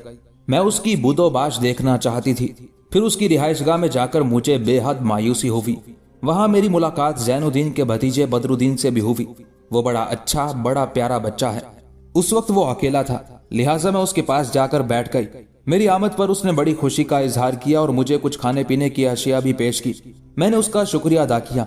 मैंने उनकी रिहाइशगाह का जायजा लिया। बाबा, बात यह है कि उनके तर्ज रिहाइश को देखकर बेहद मुतासिर नहीं हुई, बल्कि मुझे दुख और अफसोस भी हुआ। मैंने उनकी रिहाइशगाह का जायजा लिया। एक कमरे में वो दोनों चच्चा भतीजा सोते हैं। उस कमरे में एक मसहरी थी। बदरुद्दीन नाम के उस बच्चे ने बताया कि उस मसहरी पर वो सोता है, जबकि उसने मुझे ये भी बताया कि उसका चच्चा यानी इस मस्कन के मुसल्ला जवानों का सिपह सलार जमीन पर सोता है। और जिस जगह वो सोता है बाबा, मैंने उस जगह का भी जायजा लिया। वो जगह सख्त पथरीली है और पत्थर मिली जुली उस मट्टी का एक ढेर तकिए के तौर पर बना दिया गया है और जैनुद्दीन उस पथरीली जमीन पर सोता है और उस पथरीली मट्टी का तकिया इस्तेमाल करता है। बाबा, ऐसा क्यों है? मैंने बदरुद्दीन नाम के उस बच्चे से जब उसकी तफसील जानना चाही तो उसने कुछ नहीं बताया। ताहम वो रो पड़ा था। मैंने उससे बहुत कुछ जानना चाहा था, लेकिन उसने जबान बंद रखी। रोने के बाद जब मैंने उसे संभाला दिया तब उसने जबान नहीं खोली, बस चुपचाप बैठा रहा। ये क्या मामला है? शहजादी 48 के उन अल्फाज पर काजी अबू सईद और मुगन्नी अहमद बिन कासिम दोनों उदास और अफसरदा हो गए थे। यहाँ तक कि मुगन्नी अहमद बिन कासिम बोल उठा, बेटी, पहले तो तेरी बड़ी मेहरबानी कि तू मुझे और काजी अबू सईद को बाबा कहकर मुखातिब करती है। इससे हमें यह एहसास होता है कि हम यूं ही नहीं बल्कि हमारी एक मोहब्बत करने वाली बेटी भी है। मेरी बेटी, दूसरी बात यह कि जैनुद्दीन ने कसम खा रखी है कि जब तक वो अपने दुश्मनों से इंतकाम नहीं लेगा उस वक्त तक ना नया कपड़ा पहनेगा और ना ही मसहरी पर सोएगा। इसी बिना पर तुमने देखा होगा कि उसका लिबास हमेशा पुराना होता है, कई पैबंद भी लगे हुए हैं। और कमाल की बात यह कि जब उसका लिबास फटता है तो उसे खुद ही सीता है, खुद ही पैबंद लगाता है, जूते भी पुराने पहनता है और पथरीली जमीन पर सोता है, पथरीली जमीन ही का तकिया इस्तेमाल करता है। इस पर 48 गहरी सोचों में डूब गई। कहने लगी, उनके दुश्मन कौन है और उन्होंने जैनुद्दीन को क्या नुकसान पहुंचाया? जवाब में अहमद बिन कासिम ने बड़ी तफसील के साथ जैनुद्दीन के माँ बाप, भाइयों और भाई की बीवी के मरने की तफसील कह दी थी। ये तफसील जानने के बाद 48 कुछ देर तक गहरी खामोशी में डूबी रही। वो उदास और अफसुर्दा हो गई थी, यहाँ तक के दुख भरे अल्फाज में कहने लगी, ये वाकई जैनुद्दीन के साथ ज्यादती और जुल्म है, और अगर उन्होंने अपने दुश्मन से इंतकाम लेने के लिए कसम खाई है तो वो हक बजानिब है। मुझे उम्मीद है कि ऐसा शख्स अपने दुश्मनों से इंतकाम लेने में जरूर कामयाब हो जाएगा। बाबा, मुझे यहाँ आए हुए कई हफ्ते बीत चुके हैं। इस दौरान मैंने चंद मौके पर जैनुद्दीन से गुफ्तगू करना चाही, उन्हें मुखातिब करना चाहा, लेकिन वो मुझसे पहलू तही कर गए। लगता है वो खामोश तबे हैं और ज्यादा किसी से मिलते नहीं। 48 जब खामोश हुई तब मुगन्नी अहमद बिन कासिम दुख भरे अंदाज में कहने लगा, बेटी, तेरी कयास आराई, तेरा अंदाजा बिल्कुल दुरुस्त है। मेरी बच्ची, यूं जानो मैं जैनुद्दीन को गुज़िश्ता कई सालों से जानता हूँ। मैं उसे उस वक्त से जानता हूँ जब वो हल्ब के मकतब में ज़ेर तालीम था। मेरी चूंकि कोई औलाद नहीं, लिहाजा हल्ब में रिहाइश के दौरान जैनुद्दीन को मैं अपने बेटे की तरह चाहता था, और फिर जब इमादुद्दीन ने उसे हल्ब से मौसल में अपने पास बुला लिया तब मैं भी उसके साथ मौसल की तरफ चला गया और उसके साथ ही रिहाइश रखी। इसके बाद नजमुद्दीन अलगाजी की तरफ से कुछ कासिद गए और इमादुद्दीन से उन्होंने इल्तिजा की कि वो जैनुद्दीन को यहाँ भेज दे ताकि यहाँ जो मुसल्ला जवान है उनकी वो तरबियत का काम सर अंजाम दे, साथ ही उनकी सालारी का फर्ज भी अदा करे। चुनाचे नजमुद्दीन अलगाजी के कहने पर जैनुद्दीन कुछ मुसल्ला दस्ते लेकर यहाँ पहुंच गया। उस वक्त काजी अबू सईद भी वहाँ कयाम किए हुए थे। मैंने भी जैनुद्दीन के साथ ही इधर आना चाहा, लेकिन काजी अबू सईद ने मुझे रोक दिया कि वो इन इलाकों से कुछ मुजाहिद इकट्ठे कर रहे हैं, लिहाजा जब मैं उन्हें लेकर रवाना होऊंगा तब मैं भी उनके साथ चलूं। इस बिना पर मैं रुक गया। मेरी बेटी, पहले वो इतना खामोश, तबे संजीदा और चुपचाप रहने वाला नहीं था, लेकिन हालात ने उसे ऐसा कर दिया है। माँ बाप, भाइयों के मरने, उनके कत्लेआम से उसकी सारी हंसी, उसकी सारी खुशियां, उसका सारा इत्मीनान, उसकी तमानियत उससे छिन चुकी है। लिहाजा ज्यादा गुफ्तगू नहीं करता, खामोश रहता है, सुनता सब की है लेकिन मतलब की बात के अलावा फालतू बात नहीं करता। मुगन्नी अहमद बिन कासिम जब खामोश हुआ तब कुछ देर खामोशी रही। उसके बाद शहजादी 48 फिर काजी अबू सईद की तरफ देखते हुए बोल उठी, बाबा, मैं एक काम करना चाहती हूँ और इस सिलसिले में मुझे आप और अहमद बिन कासिम की इजाज़त की ज़रूरत है। मैं देखती हूँ हमारे मस्कन में जगह जगह रेत के ढेर लगे हुए हैं और मैंने ये भी देखा है कि कुछ नौजवान अनगिनत गधों और खच्चरों पर रेत दरियाए ओरेंटस की तरफ से लाकर यहाँ ढेर करते हैं। 48 यहीं तक कह पाई थी कि उसकी बात काटते हुए अहमद बिन कासिम बोल उठा, बेटी ये रेत इसी मस्कन के अंदर मकानों की तामीर और बुर्ज बनाने के लिए इस्तेमाल होती है। तुमने देखा होगा कि कोहिस्तानी सिलसिले के अंदर भी बड़े बड़े बुर्ज काफी बना दिए गए हैं और कुछ अभी जेरे तामीर हैं। मस्कन के अंदर लश्करियों के रहने के लिए काफी रिहाइश गाहें हैं। इनमें से अभी बहुत सी रिहाइश गाहें खाली पड़ी हुई हैं ताकि इस मस्कन में अगर नए रजाकार और मुजाहिद आए तो उनकी रिहाइश का एहतमाम किया जा सके। बेटी, यहाँ तक कहते कहते अहमद बिन कासिम को रुक जाना पड़ा, इसलिए कि बीच में शहजादी 48 बोल उठी, कहने लगी, बाबा इस रेत से मैं भी एक काम लेना चाहती हूँ, मगर इसके लिए पहले मुझे आप दोनों की इजाजत की जरूरत है। बाबा, जब मैं ज़ैनुद्दीन की रिहाइशगाह में गई और वहां मेरी मुलाकात उसके भतीजे बदरुद्दीन से हुई और उससे मैंने गुफ्तगू की तो मुझे ये जानकर बेहद दुख और सदमा हुआ कि ज़ैनुद्दीन पथरीली जमीन पर सोते हैं। बाबा, अगर मैं उस जगह जहां मोहतरम ज़ैनुद्दीन सोते हैं पथरीली जमीन और उनके तकिए की जगह पर रेत बिछा दूं तो इस तरह उनके सोने की जगह नरम हो जाएगी। बाबा, अगर मैं ऐसा करती हूँ तो क्या ज़ैनुद्दीन मुझसे नाराज तो नहीं होंगे? शहजादी 48 के उन अल्फाज पर अहमद बिन कासिम और काजी अबू सईद दोनों मुस्कुरा दिए थे। कुछ देर की खामोशी के बाद आखिर काजी अबू सईद ने 48 की तरफ देखते हुए कहना शुरू किया, बेटी तू जो कुछ करना चाहती है कर ले, मैं इस सिलसिले में ज़ैनुद्दीन से बात कर लूंगा। मुझे उम्मीद है वो तुमसे नाराज नहीं होगा। अगर उसने नाराज होना भी चाहा तो तुम फिक्रमंद ना होना, मैं उसे संभाल लूंगा। काजी अबू सईद के उन अल्फाज पर 48 खुश हो गई थी, यहाँ तक कि उसने एक दूसरा मौजू छेड़ा और कहने लगी, बाबा एक और बात भी है, आपका खाना तो मैं तैयार कर देती हूँ। इस वक्त अहमद बिन कासिम भी यहाँ बैठे हुए हैं, इनका ज़ैनुद्दीन और बदरुद्दीन का खाना कौन तैयार करता होगा? उस मौके पर काजी अबू सईद ने अहमद बिन कासिम की तरफ देखा, जिस पर अहमद बिन कासिम मुस्कुराते हुए कहने लगा, बेटी इसका जवाब मैं तुम्हें देता हूँ। मेरी बच्ची, यहाँ दो तरह के लोग रहते हैं। कुछ वो हैं जो अपने अहले खाना के साथ रिहाइश रखते हैं, उनके खाने पीने का एहतमाम उनके अपने यहाँ होता है। इन वादियों के अंदर और बाहर वसी खेत हैं जिनके अंदर मस्कन के रहने वाले लोग खेती बाड़ी करते हैं। वहां से खुराक की सूरत में बहुत कुछ हासिल होता है, सब्जियां और फल भी बहुत आते हैं। इसके अलावा इन वादियों के अंदर भी कोहिस्तानी सिलसिलों के ऊपर तक फलों के घने बागात हैं, जिससे इस कदर फल आते हैं कि इस मस्कन के सब लोग मुस्तफीद हो सकते हैं। लिहाजा अनाज और फलों की सूरत में जो कुछ आता है वो सब लोगों में तकसीम किया जाता है। दूसरी किस्म के वो लोग हैं जिनके अहले खाना उनके साथ नहीं, उनकी रिहाइश गाहें एक तरफ हैं। उनमें ज्यादातर मुसल्ला जंगजू हैं। उनका खाना मुश्तरका तौर पर तैयार किया जाता है और उन्हीं के खाने से मेरा, ज़ैनुद्दीन और बदरुद्दीन का खाना आता है। अहमद बिन कासिम की उस गुफ्तगू से शायद शहजादी 48 मुतमईन हो गई थी, फिर अपनी जगह से उठी और काजी अबू सईद की तरफ देखते हुए कहने लगी, बाबा मैं अब जाती हूँ और जिस जगह ज़ैनुद्दीन रात को आराम करते हैं वहां रेत बिछाती हूँ। इस पर अहमद बिन कासिम अपनी जगह पर उठा और कहने लगा, बेटी रुक, मैं तेरे साथ जाता हूँ। तुमसे इतनी रेत कहां से उठाई जाएगी? मैं 2 जवानों को साथ लाता हूं और जैसा तुम चाहती हो वैसा ही वो कर गुजरेंगे। इस पर 48 खुश हो गई थी। अहमद बिन कासिम के साथ वो बाहर निकली। अहमद बिन कासिम ने उसे रेत के एक ढेर के पास खड़ा किया, खुद वहां से हटकर दाएं जानिब चला गया। कुछ देर बाद वो 2 नौजवानों को अपने साथ लेकर आया जिनके पास बड़ी बड़ी तगारियां थी और अहमद बिन कासिम के कहने पर वो उन तगारियों में रेत भरकर ज़ैनुद्दीन की रिहाइशगाह की तरफ हो लिए थे। अहमद बिन कासिम और शहजादी 48 उनके साथ थे।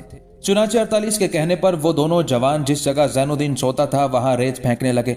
उन्होंने रेत की तगारियों के कई फेरे लगाए, लिहाजा 48 ने अपने हाथों से उस रेत को काफी जगह बिछा दिया। रेत से उसने इतनी जगह ढांप दी कि वहां बैक वक्त 3-4 आदमी लेट सकते थे और तकियों की जगह भी उसने रेत के ढेर लगा दिए थे।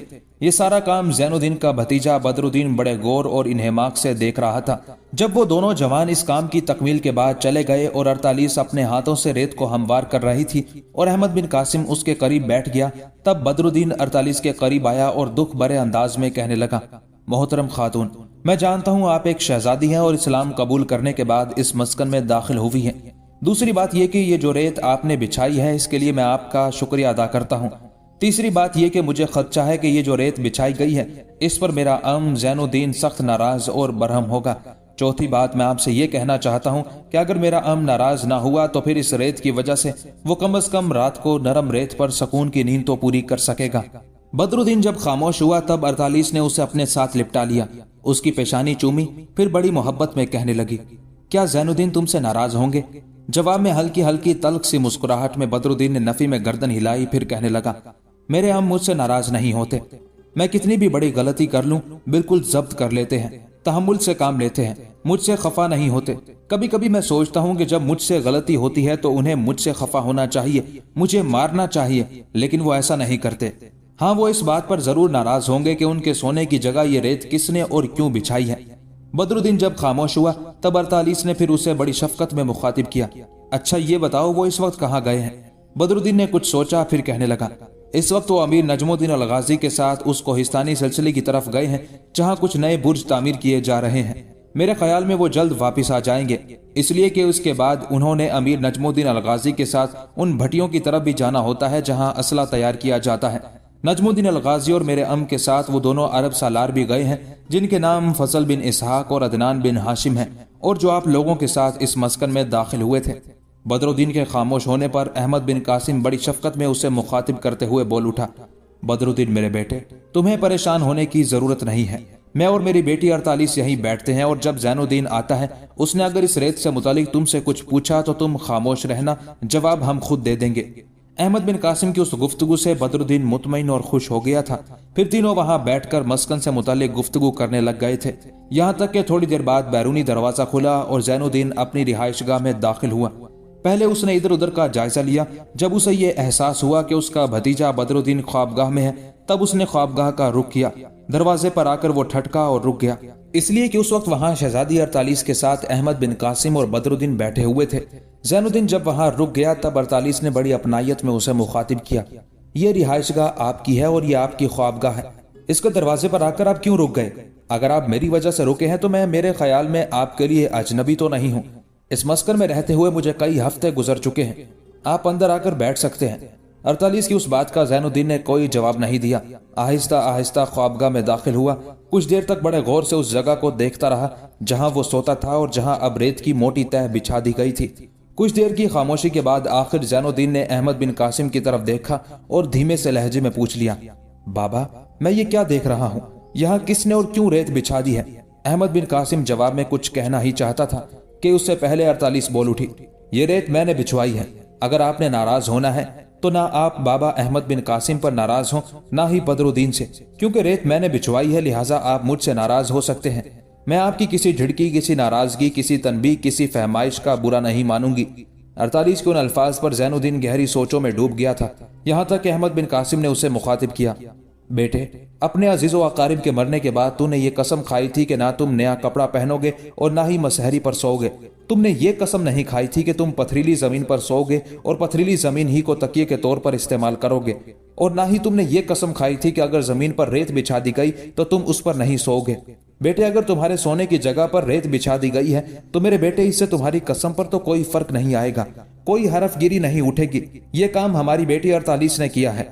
ऐसा उसने एक हमदर्दी, इरादतमंदी और एक अकीदत के तहत किया है, और इसमें मोहतरम काजी अबू सईद की रजामंदी और तमानियत भी शामिल है, और मैं भी इससे पूरी तरह मुत्तफिक हूँ।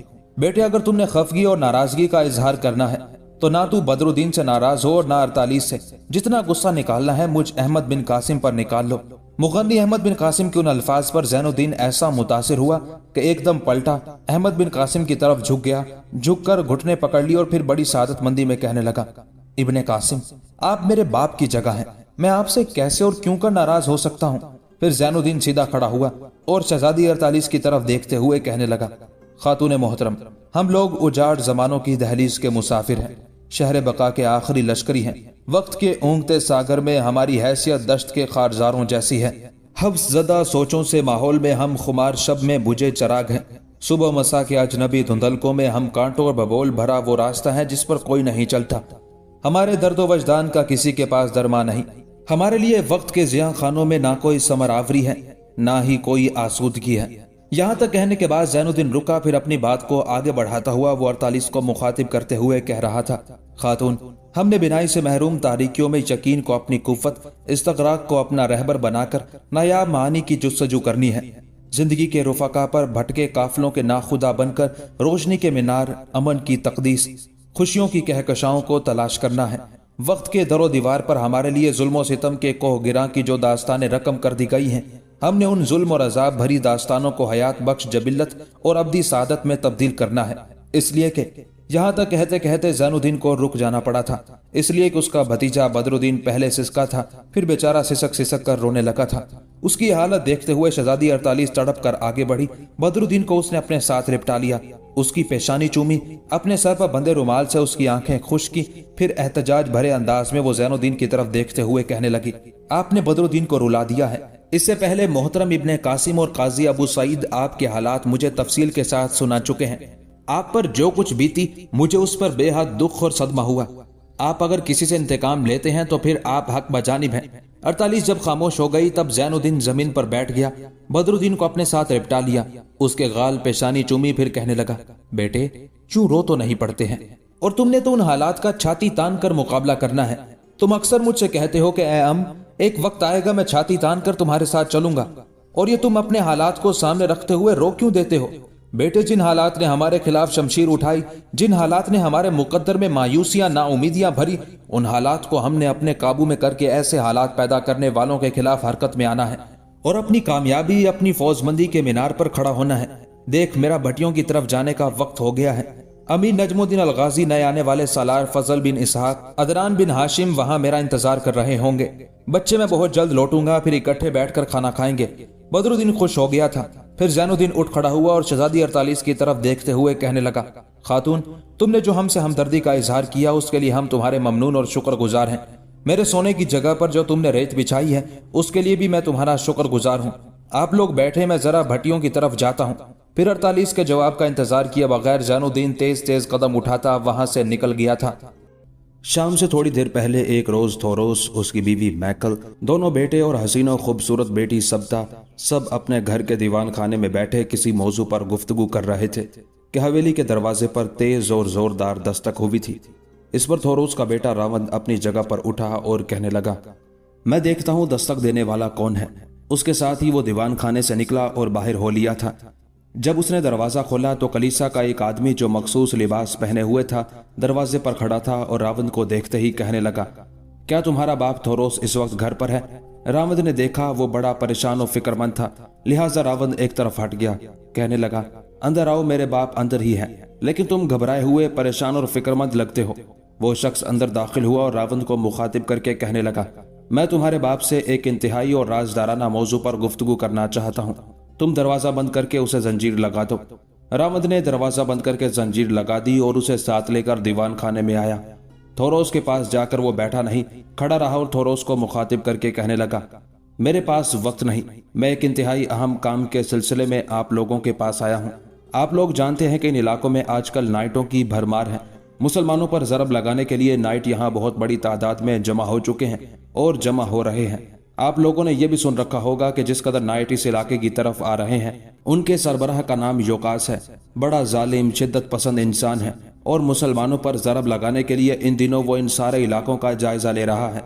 चूंकि मुसलमानों के दो सालारों नजमुद्दीन अल गाजी और ज़ैनुद्दीन ने दरियाए ओरिंटस के किनारे शीजर शहर के बिल्कुल मुखालिफ समत कोहिस्तानी सिलसिले के अंदर एक हिसार मामन और मुस्तहकम मस्कन बना लिया है। लिहाजा ये नाइट और उनका सरबराह योकास काउंट ऑफ सेंट पाल और काउंट ऑफ ग्रे के साथ मिलकर उनका खात्मा करने के दर पे है और ये अनकरीब उनके खिलाफ हरकत में आएंगे। जहां तक बड़े नाइट योकास का मामला है तो आप लोगों के खिलाफ भी हरकत में आने वाला है, इसलिए कि हमारे कलीसा के बड़े पादरी के पास एक रोज उसका एक नुमाइंदा आया था और उसने ये पूछा था कि इन इलाकों में सबसे खूबसूरत और हसीन लड़की कौन सी है जो योकास की तलब पर उसे पेश की जाए। तब बड़े पादरी ने आपकी बेटी सबता का नाम लिया। थोड़ी देर में योकास बड़े गिरजे में पहुंचेगा। इससे पहले बड़ा पादरी आपकी बेटी सबता को कलीसा में देखना चाहता है, इसलिए कि योकास सबता को अपने साथ ले जाएगा। मैं आप लोगों के लिए पैगाम लेकर आया हूं कि सबता को फौरन यहां से किसी महफूज मकाम की तरफ मुंतकिल कर दिया जाए, वरना योकास के हाथों उसकी इज्जत, उसकी आबरू महफूज नहीं रहेगी। बेहतर यही है कि सबता और मैकल दोनों माँ बेटी यहाँ से किसी अच्छे और दूर किसी महफूज जगह पर मुंतकिल हो जाएं। उसके साथ ही आने वाला वो शख्स रुका और कहने लगा, मोहतरम थोरोस, आपसे हमदर्दी की बिना पर मैं आपके पास ये पैगाम लेकर आया हूँ। मैं अब जाता हूँ। बस मैं चाहता था कि आपके अहले खाना और आपकी बेटी महफूज रहे। उसके साथ ही किसी के जवाब का इंतजार किए बगैर वो मुड़ा और हवेली से निकल गया था। उसके जाने के बाद कुछ देर तक गहरी गमनाक सी खामोशी छाई रही। फिर थोरोस अपनी बेटी सबता की तरफ देखते हुए कहने लगा, सप्ता मेरी बेटी, घर का जो कीमती और जरूरी असासा है इकट्ठा करो, उसमें से आधा तुम और तुम्हारी माँ मैकल लेकर यहाँ से रवाना हो जाओ, जबकि आधा हम तीनों के लिए रहने दो। बेटी, ये जो शख्स पैगाम लेकर आया है ये मेरा पुराना हमदर्द है और एक तरह का हमनवा है। ये अपने आप को खतरे में डालकर ये पैगाम हमें पहुंचाने आया है। लिहाजा बेटी, वक्त जाया ना करो और अपनी माँ को लेकर यहाँ से निकल जाओ। थोरोस जब खामोश हुआ तब बड़े मुतमईन से अंदाज में सप्ता कहने लगी, बाबा, मैं और मेरी माँ अपना घर छोड़कर क्यों जाएं? और फिर अगर हम जाना भी चाहें तो किधर का रुख करें? ना कोई हमारा अजीज है, ना रिश्तेदार है, ना कोई ऐसा महफूज मकाम है जहां मैं और मेरी माँ जाके अकेली रह सके। और फिर योकास एक नाइट है। नाइट एक बड़ा मोहतरम और बड़ा साहिब वकार मनसब है। वो मुझे क्यों नुकसान पहुंचाएंगे? अगर योकास की वजह से मुझे कलीसा में ले जाया जाता है और योकास मुझे अपनी जिंदगी का साथी बनाना चाहता है तो मैं पहले उसकी शख्सियत का जायजा लूंगी। अगर वो मुझे पसंद आया तो उससे शादी कर लूंगी। अगर मेरी पसंद पर पूरा ना उतरा तो शादी से इनकार कर दूंगी। सप्ता की उस गुफ्तगू से फिर तल्ख सी मुस्कुराहट थोरोस के चेहरे पर नमूदार हुई। कहने लगा, बेटी, तू नाइट की गलत और बिल्कुल गुमराह किस्म की वजाहत कर रही है। नाइटों को तू मुझसे बेहतर नहीं जानती। हमारी भलाई और बेहतरी इसी में है कि तू अपनी माँ मैकल को लेकर फौरन यहाँ से रवाना हो जा। इसी में तुम दोनों की बेहतरी और भलाई है।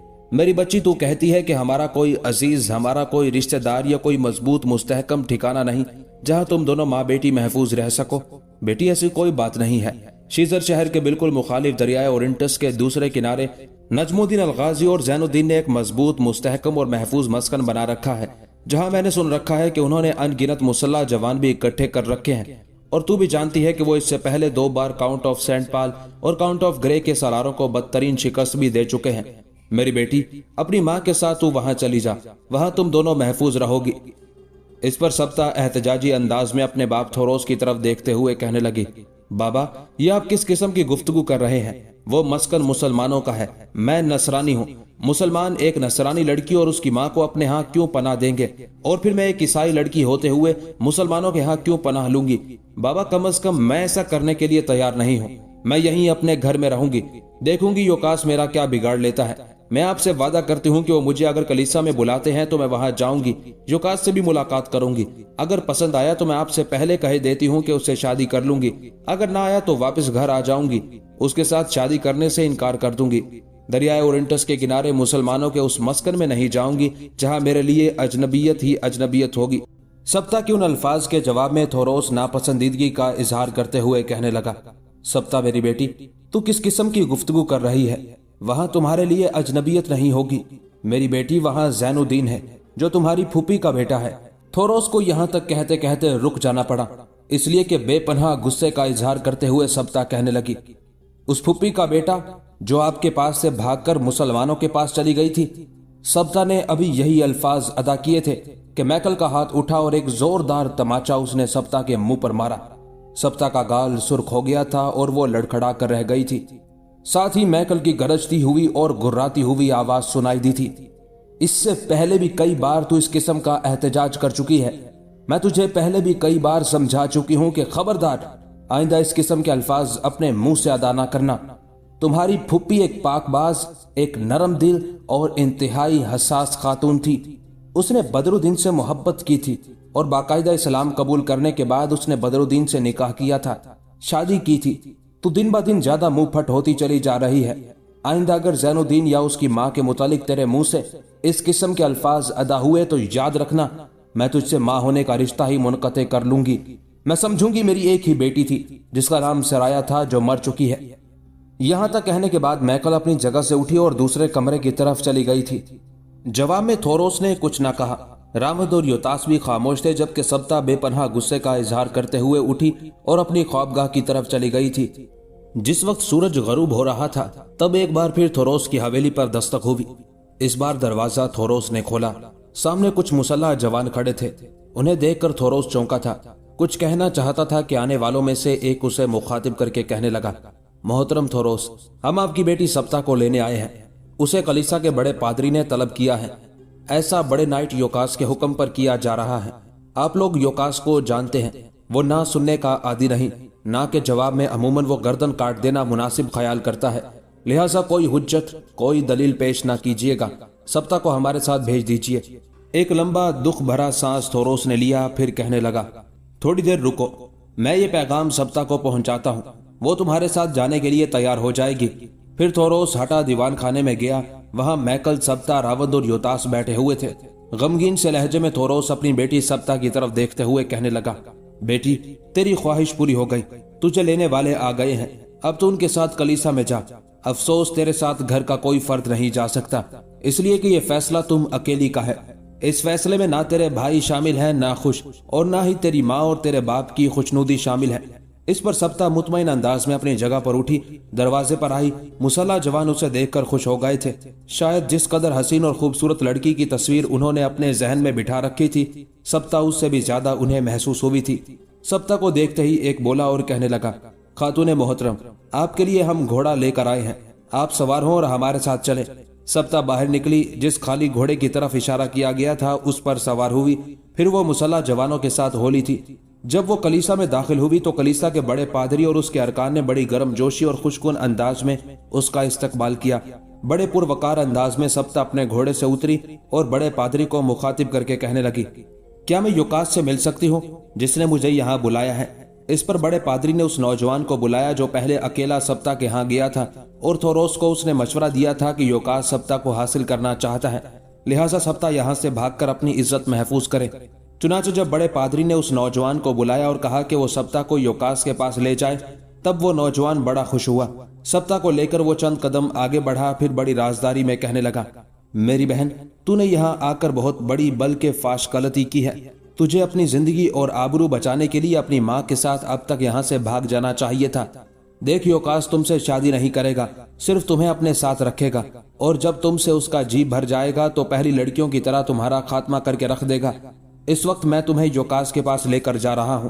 میری بہن، اس سے گفتگو کرنا، اور ساتھ یہ بھی کہنا کہ مجھے سوچنے کے لیے تھوڑا سا وقت دو، اور یہ بھی کہنا کہ مجھے ساتھ والے کمرے میں بیٹھنے کا موقع دیا جائے تاکہ میں اپنے مستقبل کے بارے میں سوچ سکوں۔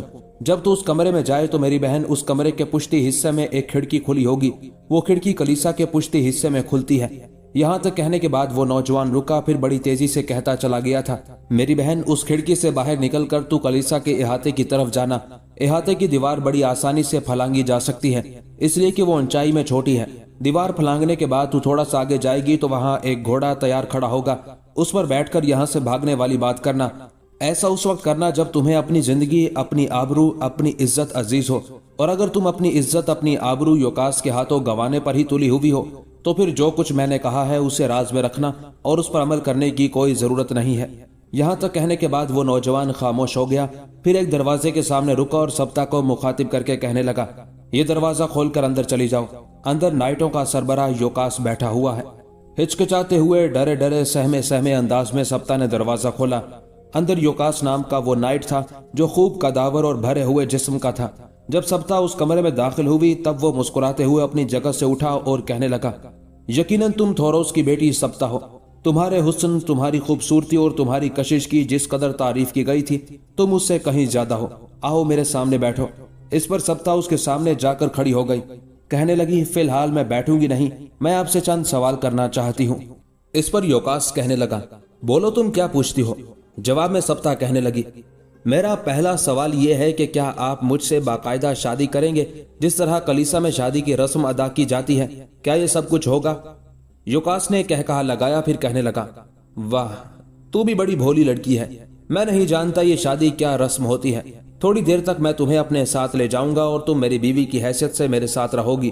کیا تمہارے لیے یہ فخر کا مقام نہ ہوگا کہ نائٹوں کا سربراہ تمہیں بغیر شادی، بغیر نکاح کے اپنے ساتھ رکھنا چاہتا ہے؟ یوکاس کا یہ جواب سن کر سبتا کو دھچکا لگا تھا، لیکن ضبط کر گئی، پھر کہنے لگی، اب میں مزید کوئی سوال نہیں کرنا چاہتی۔ کیا مجھے تھوڑا سا وقت دیا جا سکتا ہے کہ میں ساتھ والے کمرے میں بیٹھ کر سوچ لوں، اس کے بعد آپ کو جواب دوں؟ اس پر یوکاس نے پہلے تو ناپسندیدگی کا اظہار کیا، پھر طنزیہ ہنستے ہوئے کہنے لگا، ایسا موقع اس سے پہلے میں نے کسی لڑکی کو نہیں دیا۔ جس قدر لڑکیاں میرے ساتھ رہیں اور جو میری زندگی میں آئی، ان میں سب سے زیادہ تم خوبصورت اور حسین ہو، لہٰذا تمہیں میں ایسا موقع دیتا ہوں۔ یہ درمیانی دروازہ ہے، اس سے ساتھ والے کمرے میں چلی جاؤ، بیٹھ کر سوچو، لیکن زیادہ وقت نہ لینا۔ اس کے بعد مجھے اپنے جواب سے مطلع کرو، اور یاد رکھنا، ہاں کی صورت میں تمہاری زندگی ہے، انکار کی صورت میں موت۔ سبتا کچھ نہ بولی۔ جواب میں اس نے درمیانی دروازہ کھولا اور دوسرے کمرے کی طرف چلی گئی۔ درمیانی دروازہ اس نے بند کر دیا تھا۔ फिलफौर हरकत में आई, खिड़की के रास्ते कूद कर बाहर निकली, फिर झुककर भागते हुए उसने कलीसा के इहाते को फलांगा। थोड़ा सा आगे गई तो वहां एक घोड़ा तैयार खड़ा था। लम्हा भर के लिए उसने मुड़कर पीछे देखा, कोई भी नहीं था। लिहाजा घोड़े की लगाम जाकर उसने खोली, जल्दी जल्दी उस पर सवार हुई और दरख्तों के झुंड के अंदर ही रहते हुए उसने घोड़े को एड़ लगाकर सर पर दौड़ा दिया था। जिस वक्त वो घोड़े को एड़ लगाकर भागी थी, कलीसा के किसी कारिंदे की निगाह उस पर पड़ गई थी।